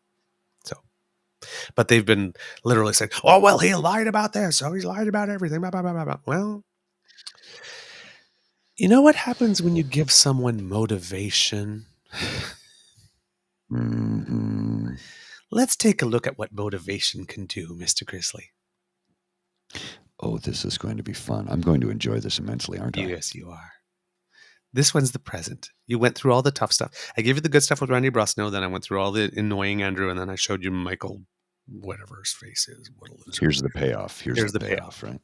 The only people getting ahead in this Prime Minister's Canada today are crony liberal insiders covering his vacations and insiders. 40% of Canadians are borrowing from family just to make ends meet. 1 in 5 are skipping meals. People literally eating out of dumpsters in Vancouver because of liberal inflation. And typical liberal logic, their solution is to raise taxes like their failed carbon tax scam, adding an extra 41 cents per litre to fuel up and to heat homes. Why won't the Prime Minister scrap this scam and let Canadians get ahead for once instead of himself and his crony insiders? Okay, first, wow, the passion.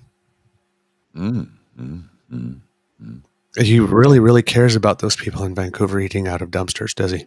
I mean, I was moved. Yeah, I was incredibly. moved. Yeah. It brought a tear to my eye. Yeah, that's what you call using people's miseries as a cultural. Okay. Now, this thing has to do, what he's asking about is because the Prime Minister took a vacation this Christmas in Jamaica. And the bill came in, right? And the bill is always high. when a prime minister travels. Of course. And you not. have to bring all these extra people around. So, but Security. now turns out that he vacationed with family friends. That's not a problem. So now they're shitting on him for that, right? No, they're shitting on because the family friends once made a donation to the Trudeau Foundation, but they're 50-year family friends. Yeah. So, they made the donation because they wanted to curry favor with it, or they made it just because they were 50-year family friends in name of someone they loved. Right? So now they're just taking like this, like these two people once made a donation to the Trudeau Foundation and they took a trip together. You left out a part. Yeah, but all they do is they just state two facts, put them together, go and then let you determine how nefarious it is. And you got to remember, they do that for the nanosecond, right? They'll get the sound bite on their Rebel News, and they will get a headline in the Sun newspaper chain and Post Media they'll raise a couple all across the country. Exactly. They will grift you for money. Okay. Now, this is the good part. The payoff. The Honourable Government House Leader. Mr. Speaker, there's a lot of hypocrisy and misinformation, but I'll pose a question back to the other side. The Leader of the Opposition gets up every morning in a government-funded bed and Now, when we come back, there's a lady right about here on the screen in black. Watch her. Started off really well, and now all of a sudden it's getting out of hand. I'm going to ask the government house leader to start over again, and I want to hear what he says. I think everyone else does as well. Oh, you do.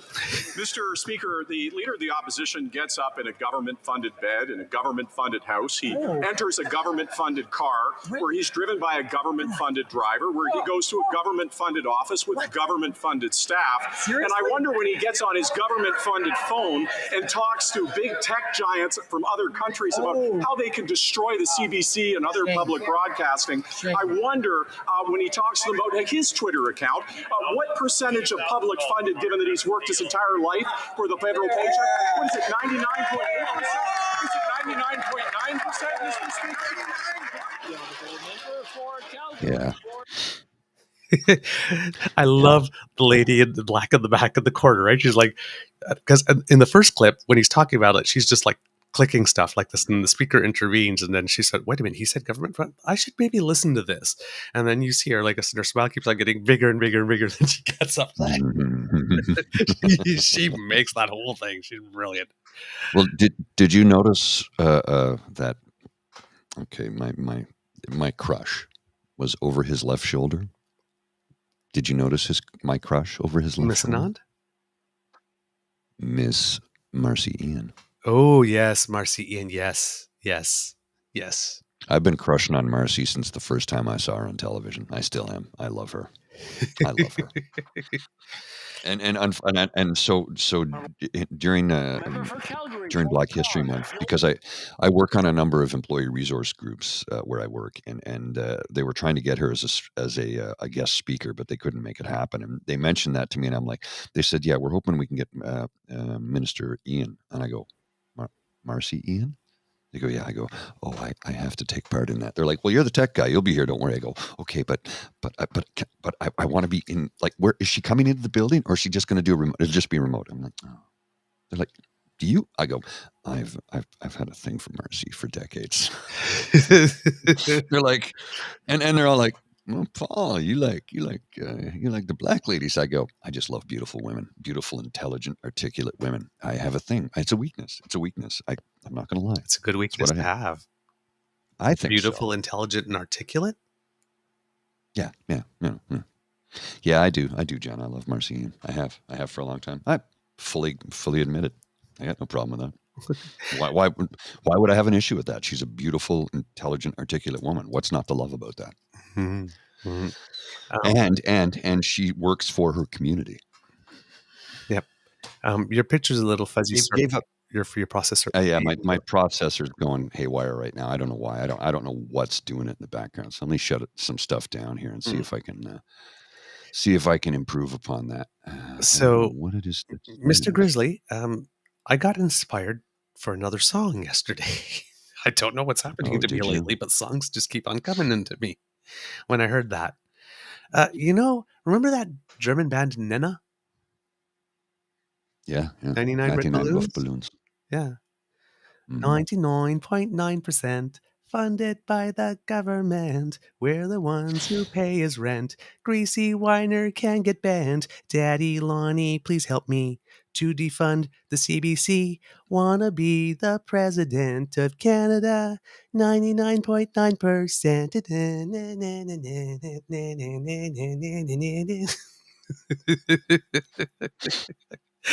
You got That was a Jen good putting one. up red balloon emojis. I'm trying to figure out what's going on with my computer because look, here's my processor.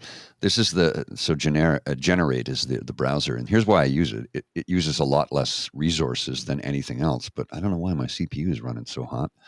Like, look, Ooh, it's 88. everything is minor. Yep. Yeah, so I don't know what's going on there. It's weird.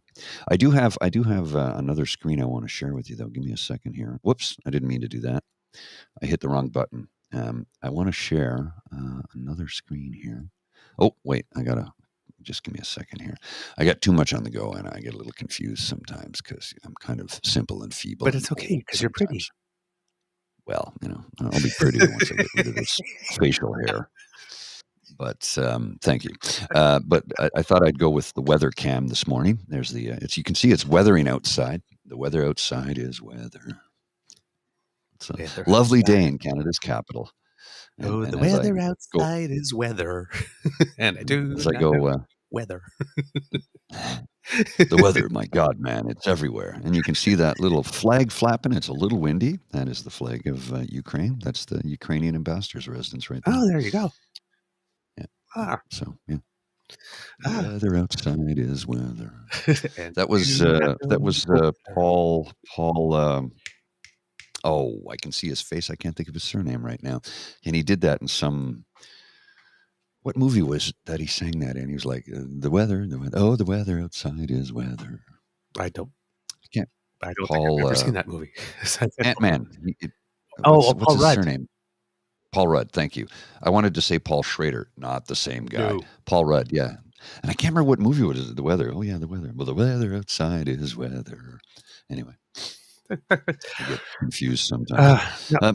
So here I am. I'm supposed to be working away, but I can't log into my work computer, and they reset my password. But now I can't even do anything. So I sent a message to my boss. I'm like, "Yeah, bro, I can't do anything. So we'll just continue to do this because I can't even work right now." All right. I've got another one for you. If you Good, just because I got to get. okay. Look, I gotta rinse my cup. Look at that. All right. Look at that. I got a ring of coffee. It's been sitting here so long. All right. So we'll put this on the screen while I get a mug of coffee. I'll be right back. All right. Latest bozo is Premier Scott Moe.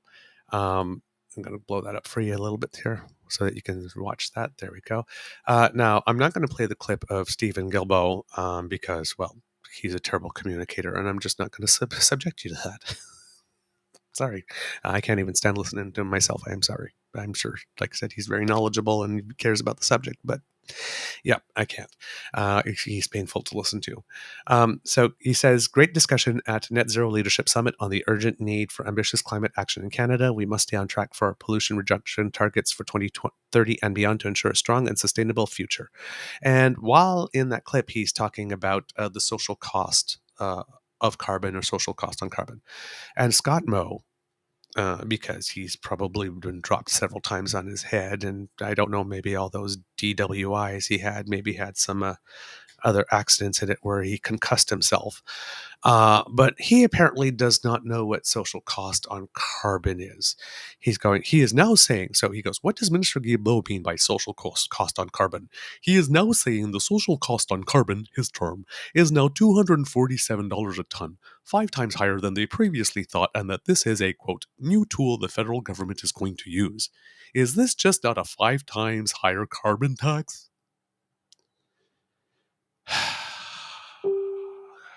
Girl.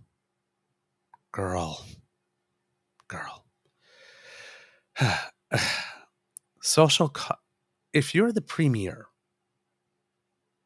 if you're the premier and you do not know, you cannot tell the difference when someone speaks between how much the negative aspects of carbon cost society versus the costs that we are all incurring to regulate carbon.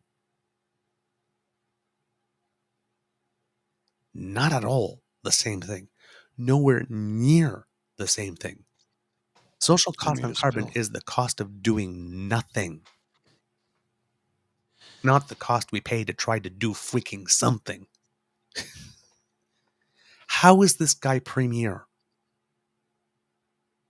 How can you be that stupid and stand upright simultaneously? Well, Trump became president, so. But there's, that expression, right? Better to remain silent and be thought a fool than to speak out and remove all doubt. Thank you for removing all doubt. Mm-hmm. Just opening up your mouth and removing all doubt. Fork your dumb.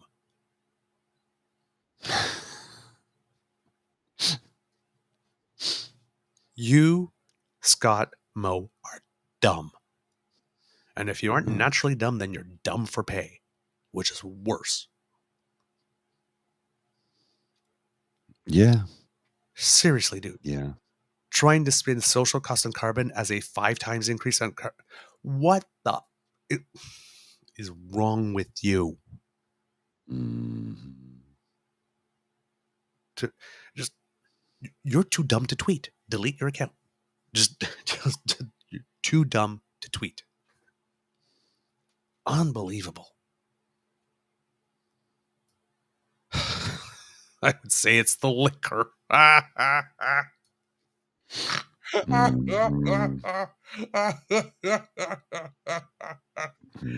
And then Stephen Gilboa, this was not there. You know what? He's a terrible communicator vocally, but I think when he has a little bit of time to think about it, social cost of carbon is not my term, and it's not new. It comes from the EPA and the NASEM. The EPA being the United States EPA, and the NASEM being the National Academies.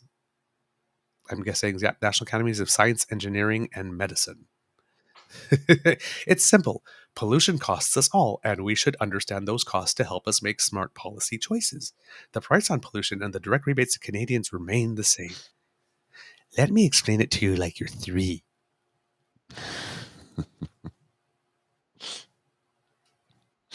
Not 6, 3. So, you know how I try and keep my finger on the pulse of the zeitgeist and keep it up to. I just noticed on the Twitter timeline, I came across my feed here a minute ago that John Candy is currently trending, which he damn well should be. Yes. And remember how when Norm Macdonald hosted the very first Canadian Screen Awards, because they used to be the ACTRA and they used to be the Genies, and then they just made it the Screen Awards. And he says, I think we should rename this the Candy. And then who won? That young lad who was in the room. And the first thing he says, my first Candy. And I'm like, well, that was pretty cool. Yes. And here's a screenshot of the late, great John Candy. And let me just hang on a second here. I'm just going to share the screen. Give me a sec. The late, great John Candy from the film Splash, when he was drinking, smoking, and playing racquetball at the same time. And a lot of the stuff I'm seeing on the feed right now are basically saying things like, Chris Farley was funny. John Candy was hilarious. His characters, Dr. Tongue, Johnny LaRue, Mr. Mambo, Yorgi, Josh Schmengi, and his incredible performance as Dean Andrews prove what a talented and versatile actor he was in JFK. Mm-hmm. Mm-hmm. He played a Southern Louisiana gentleman, and he played it perfectly. He did. That was one of his total against to type. One of his few roles that was against a very serious, but it's like the man could act. He was a talented man, and the world is a little lesser for. I get emotional because I really miss him. Yeah, I really do. You just saw him on screen and you had a smile right off the bat. Well, he was an everyman. I mean, a literal everyman. Like when he became part owner of the Toronto Argonauts, he sold that. Like that was his lifelong dream, was to play for the Argos to begin with. Then he became an owner of the team. That was the happiest moment in his life. And Bruce McNall, who turned out to be a fraud, but both Bruce McNall and Wayne Gretzky said, we cannot let John Candy go broke over this. If we take any losses, you and I'll take them on. And they were like, yep, no problem. If John Candy ends up broke over this, they will hate us forever. The world will hate us. So we can't let John be in any type of financial peril whatsoever, because everybody loved the man. I mean, and he was that much of a lovable guy, and just a great Canadian kid. You got a good photo there for me, sir? I do. There we are. Yeah. It's almost 30 years ago. Can you believe that? No way. Man. Love that guy. Love that guy. And that young actor is Jacob Tremblay in Room. Thank you. Yes. Yeah. Yes. He was amazing in that. Did you see the He movie? really was. Oh, yeah. I've seen It's it a couple good. times, actually. It's really good. Yeah. It's really, Well, and really, that was the film that introduced me to Brie Larson. Yeah. Because I never knew she was. And then now she's Captain Marvel. Yeah. But she was great in that. I think she won too, right? She won the Oscar? Yes, she did. Yeah. I believe so. Yeah. I do have to double check, but I think she did. Yeah. Yeah. She's I was worried about seeing that movie. Well, not worried. I thought it might have been boring because Room, right? It's like one room, most of it. No. Well, not at all. And when I first heard the title, I thought they were, it's like Room is up for an Oscar. I'm like, The Room? Oh, yeah. It's the worst film ever made. Yes, and I've seen that several times in theater, and each time it gets worse. You watch it the first time and you're so floored by how bad it is. You go back and you think, well, at least that one character wasn't too bad. You go back to see it a second time and it's like, oh no, he can't act either. Nobody can act. There's nobody in that film that, now, maybe I'm being harsh, but it's the worst film ever made. It's really terrible. And it's hilarious, and it's not meant to be. It's supposed to be a drama, right? But it's so bad. And each watching it just gets worse. And I've seen it at the Mayfair a couple of times. I've gone to a midnight showing with some friends. So we went out, we were next door at the pub having a few drinks, and we get into the theater and we sit there. And he goes, okay, when you hear them yell spoon, duck. I go, why? The first time I go, why? He goes, trust me. And we're at like fifth or sixth row from the screen. All of it, when you say spoon, all these plastic spoons go flying. That has a little bit of Rocky Horror to it. Yeah, absolutely. Yeah. Mr. Grizzly, that's pretty much all the stuff that I have noted. Oh, well, I gotta keep busy because I can't do any work right now. I can't do any work because I can't log in. Yeah. But as far as I know, unless you have something, I have a show. Okay. Well, I do have. I will post this on the screen for a second, and I'll read it for anybody listening to the audio only version, because they obviously can't see it. This is the warning signs of fascism, and correct me if I'm wrong. There are 14 of them, correct? Warning signs of fascism: nepotism and cronyism, widespread corruption, identifying, in quotation marks, enemies as a unifying cause, nationalism, often with simple slogans, disdain for human rights, identifying some humans as lower status, religion and government intertwined, corporate power protected, labor power suppressed, disdain for intellectualism and the arts, increasing police and military power, punishing of personal enemies, squelching of opposing viewpoints, opposing freedom of the press, controlling narrative through media ties, isolating followers from outside information, sexism, gender roles more rigid, obsession with national, in quotation marks, security, and fraudulent elections.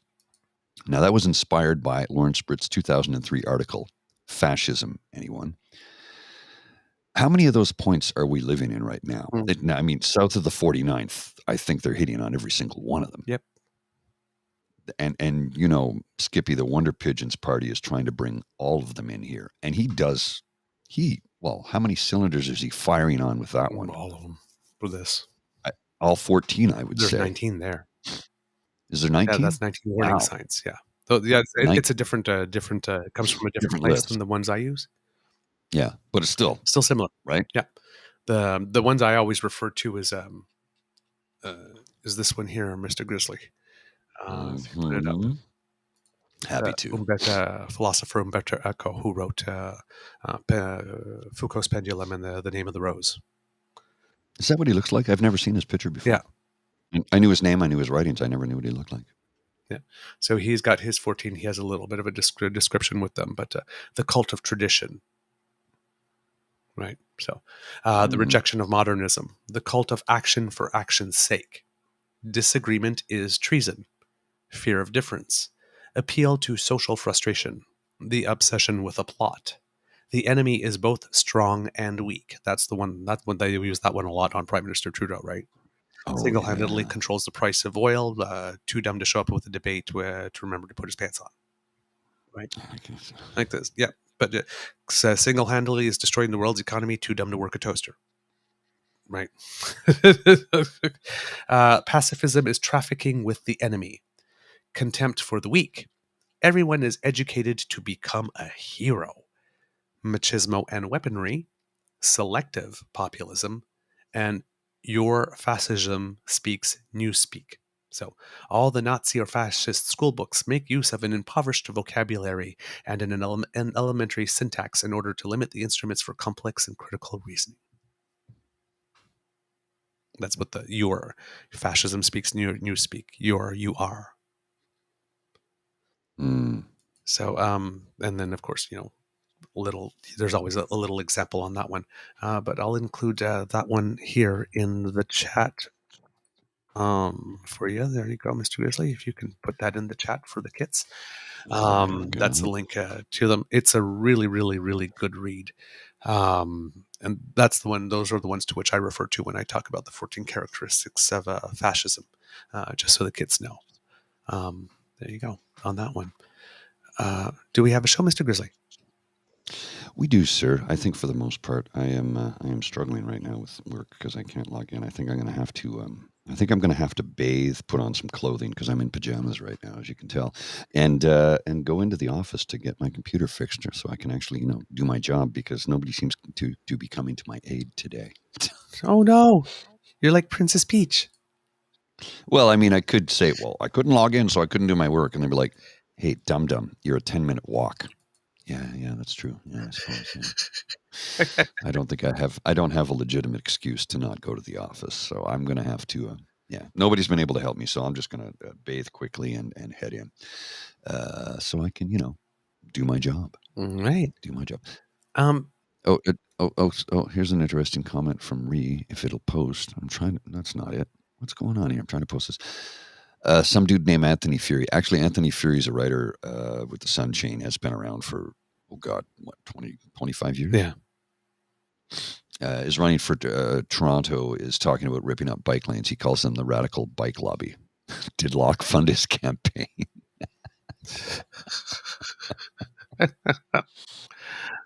Now, here's the thing. Locke's using the bike lanes now because he bought a scooter. Yes, he did. I want to see pictures of Lachlan on the scooter. Yes. Before we go, since we do have a little time, a couple of kits have sent in some comments about some of our shows. So we could read them in. Now, this is going a little back, but episode 56, Sorry Tories, we had Kid Andrew write in going, in 1987, Doug Williams, minority, that's when we were talking about the CFL and the Grey Cup games after that guy from the Chiefs got dinged pretty hard, I think. And we were talking about, anyway, that's what brought the subject on when we were talking about the CFL. In 1987, Doug Williams, minority, number 17 of the Washington Redskins football team, started at quarterback, won the game, received the MVP award, and helped his team win Super Bowl 22 against the Denver Broncos. In 1987, 36 years ago, since then, the QBs like Cam Newton, etc., have also started as a minority raced quarterbacks in the Super Bowl playoffs. Both quarterbacks in last night's game are amazing. Yes, there was 2 instead of 1, but many fans only see great starting quarterbacks. Race only plays into off the field noise, in my humble opinion. Just passing on a little info. Enjoyed the show. Appreciate your time and reading. So there you go. Because that Super Bowl was historic because they had black starting quarterbacks, but there was one from each team. Yes. But there was one before. True. In our episode 69, Waiting for Godot, we had a scene where somebody was filming someone and they were like trying to block the phone with their hand. We had Kit Darcy going, I find it funny that people always try to block a phone with their hand and it really has no effect. That is very true indeed. We can still hear you because and we can like move. Episode 70, Influence Games, where we had Mubin Sheikh from Kit PNC Bio. Love getting the Mubin view of things in our fair land. You should schedule an appearance every 6 months if y'all can make it work. Thanks for your work, Mubin. Love to have him on whenever he can join us, because he's not only is he a great guest, but he knows what he's talking about. And as we've said time and time again, we love knowledge, we love intellect, we love insightful people who are experts in their field, because we believe in experts. Yes, and just as yesterday we forgot to celebrate everybody a happy 420, we also forgot to wish a happy Eid. To all of us. Oh yes, that's right. Because it was yesterday as well. Mubin had posted a photo of the last samosa. I was talking with a coworker yesterday, and we were talking about how I said I tend to fast 3 days a week, and she goes, "Really?" I go, "Yeah, involuntarily." She goes, "What?" I go, "I'm too busy to eat." When I'm in the office. She goes, "Are you serious?" I go, "Yeah, I don't have time. Sometimes I'll, like on Wednesday. Yesterday was Thursday. This is Friday. On Wednesday, my boss was in and we did a review and a bunch of stuff. And I didn't eat until 4:00. I had a sandwich at 4:00. I was just too busy. Mm-hmm. That's how it goes. She goes, "Paul, that's not a good thing." And I go, "Yeah, I'm fine with it." I go, "Well, I average 10,000 steps a day in the building, and you see how slim and trim I am? It's because I walk a lot and I don't eat." She goes, "Paul," I'm like, "Yeah, I know. I need to try and get food into my face." But we had a good chuckle, and then we had a long conversation about how, people are saying, "Oh, intermittent fasting, and I'll do a fast for 4 days a week." And I go, "Yeah, in my day, in the 80s and 90s, we called that an eating disorder." It's just an eating disorder by another name today to polish it up and make it look like you're doing something good. I'm like, it's detrimental. It's scary. It can lead down a path to an eating disorder. And then she made an interesting comment. She says, eating disorders are a lifelong thing, like alcoholism or drug addiction. You have to work to keep it under control your entire life. And I'm like, I never thought about it like that before, but you're absolutely right. It is. It's a lifelong, is the word obsession the wrong word? I can't think of the right word to put in there. Concern. Yeah, it's something you have to pay attention to your entire life, whether it's drug addiction or alcoholism or gambling, or is sex addiction really a thing now? Or is it just something? It is really a thing? Definitely is. Okay. It most definitely is. I thought it was just something we like. Anyway, I'm not addicted. I just really like it a lot. Like a lot. Yeah. Affliction. Thank you, Jen. That's the word. Yes. It's a lifelong affliction that you need to pay attention to, because you can lose control of it very easily, whether it's alcoholism, drug addiction, sex addiction, or an eating disorder. It's an affliction that you must pay attention to. All of them. Yeah. Oh, yeah. Look, all the addictions, body dysmorphia. Addiction is anything that occupies so much of your time that it becomes an unhealthy obsession. So, yeah, I know friends who spent a little too much time in the gym and then started, like, literally, I can't eat that. I can't. I'm like, come on, man, live a little. You're going to die someday. You can't beat the clock on that. Yeah. We're all living on borrowed time. Yeah. Well, have a little bit of fun. Well, that was the thing. I should show it one day. I have a picture of myself. I think when I was in my early 30s, where somebody was doing a poster for a play called Happy Birthday. And basically they wanted someone basically holding a cake with one candle at a very strategic spot like this and naked otherwise. And they asked me to be the model for that. And we did some strategic landscaping and we took the photo and the photo came back and it's like, that's me. Like there are lines on my body. Like I didn't know I could do that. I didn't know I was, wow. And I was like, I'm sitting there. It's like, I think I had a 2-pack. Maybe that was the first. Maybe a 1.5 pack. Well, somebody asked me recently, said, well, what, you're not drinking right now? I go, no, I'm training. They go, what are you training for? I'm going, so I can look like this again. And I'm not far off that. Like literally it'll take me 4 weeks and I'll look like that again. Yeah. Look, I'm very, very lucky in that crazy metabolism. I'm allergic to everything, so I can't eat garbage. It's just a matter of getting back into exercising. That's all. Yep. I understand that I'm very lucky. Hey, look, I have other issues. I can't see. I'm gone deaf in one ear. I got these teeth and, ADHD, OCD, anxiety, depression. So, and I'm allergic to everything. So, there's a trade-off. There's a trade-off. There's a trade-off. I get to look like that, but I have all these other things that I have to deal with, right? So, right. So I'm sitting there and I'm thinking, okay, I could have the full 6-pack. My body will allow it. But I like pizza and chocolate. Well, and you got to live. So it's sort of like I'm sitting there and I'm thinking like I could be a very happy 1.5 pack or slightly dad bodish guy, or I could be a very unhappy 6-pack where so I got the 6-pack, but I'm happy and grumpy because nobody has fed me chocolate in like 6 months. What's the point? I'd rather be happy. Jim's comment.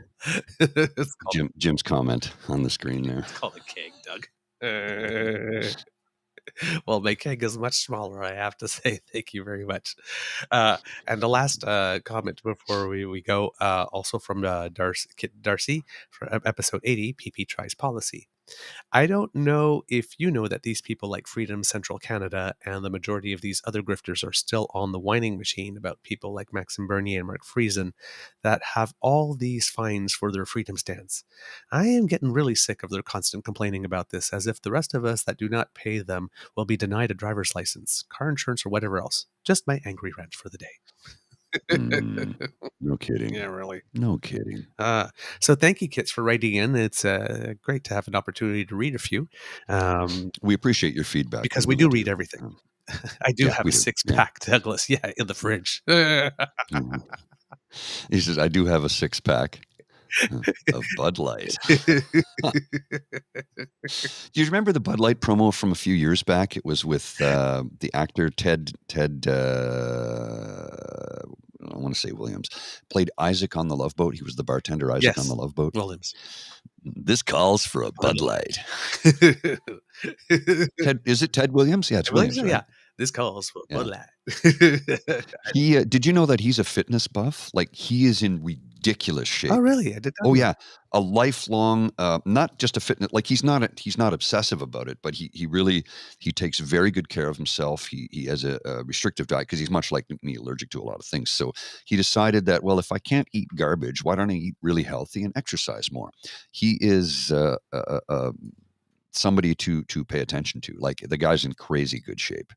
Isaac, this calls for a Bud Light. Oh, interesting. They should bring that commercial back, but have Dylan Mulvaney do it. That would really piss off the rednecks. Oh my God. Have Isaac and Isaac, because he was playing the character of Isaac the bartender in the Bud Light commercials.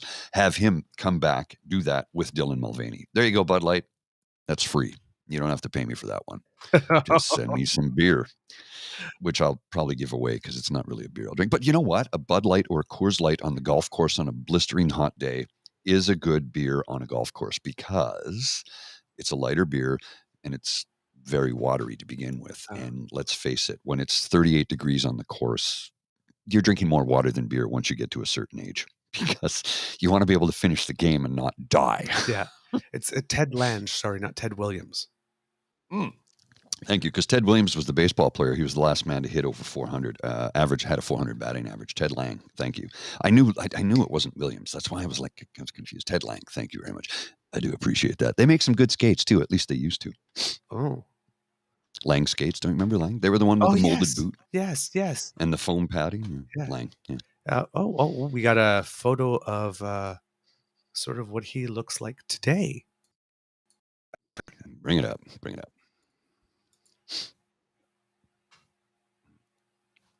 Yeah, there we go. Ted Lang.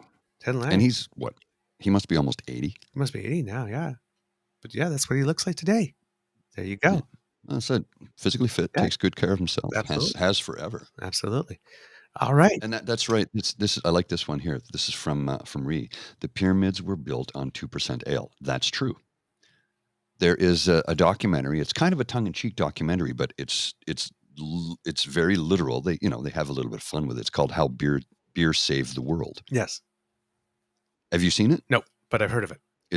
It's on Netflix. Yep. I think it's on Netflix. It's on one of the streaming services. I watched it a few years ago, and they talk about how beer was accidentally invented when they were building the pyramids. It was literally an accident. And then they talk about how beer kept us alive during the medieval times. Right. And the reason Guinness became what Guinness was because Arthur Guinness said, we need to have good, healthy beer for the Dublin boys to drink, because the water, I mean, right. It was a sewer, right? Yep. So you couldn't drink the water. They didn't realize that they were purifying the water when they boiled it and made beer. Mm-hmm. They didn't know what they were doing, but yeah. Anyway, yeah, beer saved the world, and it's again tongue in cheek, but all true, all factual information. So if you can find it, give it a whirl. There you go. Well, kids, that's the end of this episode of the Daily Beaver podcast. We hope you love listening to us, because we sure do love making this for you. Remember that sharing is caring, and word of mouth is priceless. So please, if you can flap your gums and let people know we exist, we would really appreciate that. Because democracy is something that you do. Please write to your MPs, your MLAs, your senators, your media. Let them know that you support our public servants. Mm-hmm. And let them know also that you demand better. You just do. And you can also dirty, used up, crusty old flip-flops. You know where to send them, folks. You know where to send them. Skippy, House of Commons, Ottawa. Find the postal code. You don't need a stamp. That's it. If you really like this podcast, you can find us on Crier Media Network, as well as all Beaver Grizzly friendly platforms. Stars and reviews are appreciated.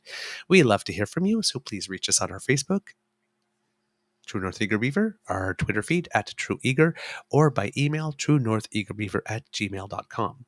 Our pod page is podpage.com/the True North Eager Beaver, lowercase letters, hyphen between each one of those words, and that's where you go to subscribe, so that when there's something fresh off the bandwidth, it comes directly into your inbox, and that you can, well, just know that we're around and that we've got something new for you. Why not also subscribe to our True North Eager Beaver Media YouTube channel? Yes. If you smash that subscribe button, that really helps us out. And if you smash the like button, that also helps us out. Yeah. But we are looking for people to subscribe. Oh, and I see that, yes, Kit James is on in the chat saying, see you tonight, Douglas and Paul, for the Black Bold Casual Fridays. James is back. Yes. We're going to be taking part. Yes. I'm hoping I will be able to join, because I will be at the Ottawa Beaver Lodge this evening, because I have to wake up in Ottawa, because tomorrow is podcast day. And might have a few people joining us that I've already spoken to. And I'll leave it at that. Okay. Might have a couple of guests. Okay. We're always going to have guests, but there's a couple that I was like, yeah, we're doing this thing. Do you want it? Oh, yeah. So, yeah, this could be cool. Okay. Could be cool. Look, it's going to be a lot of fun. It always is. Yep. A little earlier start. Remember, earlier start tomorrow. We're starting at 1 p.m. instead of 2. Yes. Because James has Noam Chomsky on at 6. And so he needs that 30-minute buffer. And look, we might just end it at 5. So that'll, we're going to play it by ear. But 5:30, it's a hard out. But we'll see. 4.5 hours. We'll see how we do. Yep. Yep. So please join us for that, and hopefully in Ottawa at the Beaver Lodge, my computer or internet will work well enough to allow me to participate, because the last time I tried to connect from Ottawa, it for some reason did not want to work for me. So fingers crossed Yeah. that I'll be able to jump in and do the Casual Friday tonight. Well, remember to run into the store to get your computer tweaked, right? Yeah, hopefully I will have time to do that today, Yeah. because I still have to get on a bus and get there. Mm. And most of next week, I think I will be doing it in Ottawa, because it's the 1 week workshop I have for the play I got cast in Malonga Night. So yeah, hoping that the internet connection does hold up for the week for the morning shows as well. We'll figure something out. Yeah, so I might have to be adding more RAM to my computer or boosting my internet signal kits. So there's possibility you might be without me one day. It seems that they have to send someone to come over to my place to visit to boost That the doesn't make internet any thing. sense. Yeah, that doesn't- didn't make sense to me too when I saw it.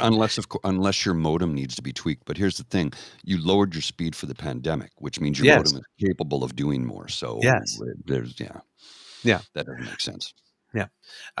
We can't do this without your kind and generous support. So if you feel that we've done a particularly good show, then if you're watching, please scan the QR code right by Mr. Grizzly's head. And if you are listening, you go to our coffee page. That's ko-fi.com/eagerbeaver, one word, lowercase letters. And that's where you can make your contribution to our emergency hot chocolate coffee Caesar Guinness Fund. Yeah, there you go. There you go. Almost Cup there, is low. almost there. Cup is low. And But literally, I'm you've going come to the rescue this week. I'm gonna drink an entire pot of coffee today, because when you only get an hour's sleep. Yes. Yep.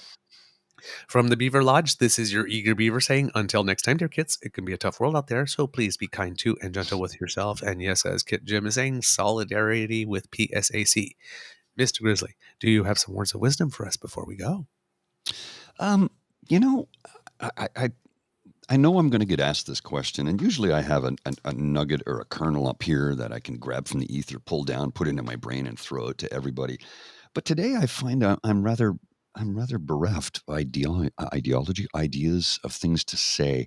So I'm going to do what they do in radio when you need to make a long pause and you just talk incessantly without actually ever saying anything, but you keep it rolling and keep the voice going so that the listener is not hearing dead air. And that's a trick that we use in the radio business that I've never actually worked in. But here's the thing, because I've worked as a master of ceremonies at hundreds of weddings and other corporate events and things such as that, and I conduct meetings on a daily basis, I'm able to talk for long periods of time without ever saying anything of any substance. Now, there are times when I can throw some substance in there and keep it rolling, but the whole point is just to keep my voice going, to try and lull you into a sense of romanticism and calm and relaxation. And you don't even hear what I'm saying. It's all about the intonation of my voice. You see, voice acting is a thing we do to keep the listener engaged. And that's what I just did. Not bad, eh? Literally pulled that right out of my butt. Did it hurt? Mr. Grizzly, roll the credits. Feeling relieved, I can tell you that. Feeling relieved.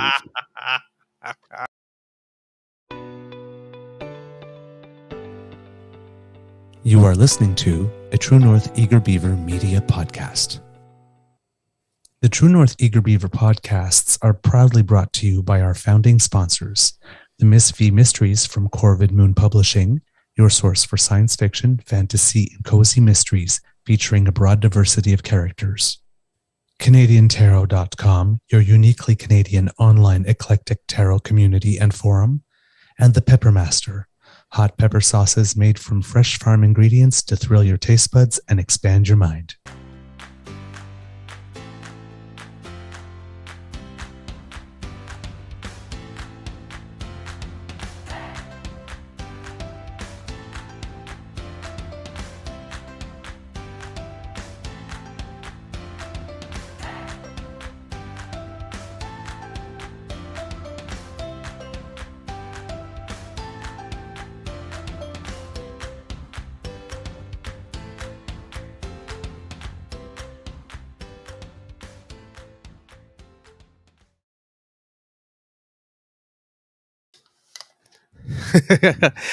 I have to do this. I have to do this. James just said that PSAC is Pierre Poliver's rapper's name. and then, Well, he that's put a little brilliant. something. So I need a beat. Boom, da boom, boom, boom, Yo. da boom, boom, Yo, boom, yo, da boom, check boom, it out.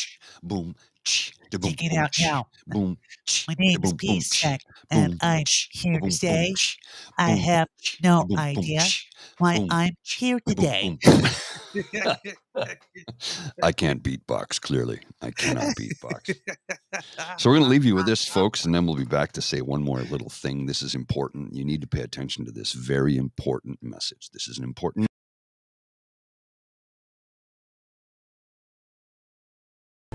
Welcome to the place where everyone knows your name, where everyone's your friend, where good times are had by all. Sit back, relax, pour yourself a beverage and enjoy our company. I know we'll certainly enjoy yours. Welcome to the True North Eager Beaver Pubcast. Once a month, we gather at the Lieutenant's Pump at 361 Elgin Street in downtown Ottawa, Canada's capital city, bringing you joy and happiness all day long.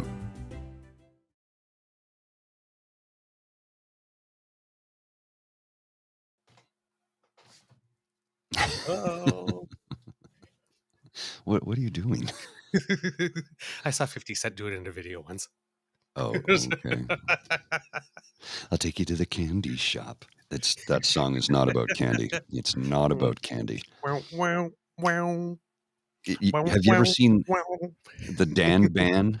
You know who the Dan Band is? They were in they played the wedding band in the very first The Hangover. Okay. Look up the Dan Band and watch some of their clips. They're really funny. Right. Really fun. Well worth your time because they sing everything and it's trust me, it's good. It's good. All right. Have a great weekend, kids. We'll see you later.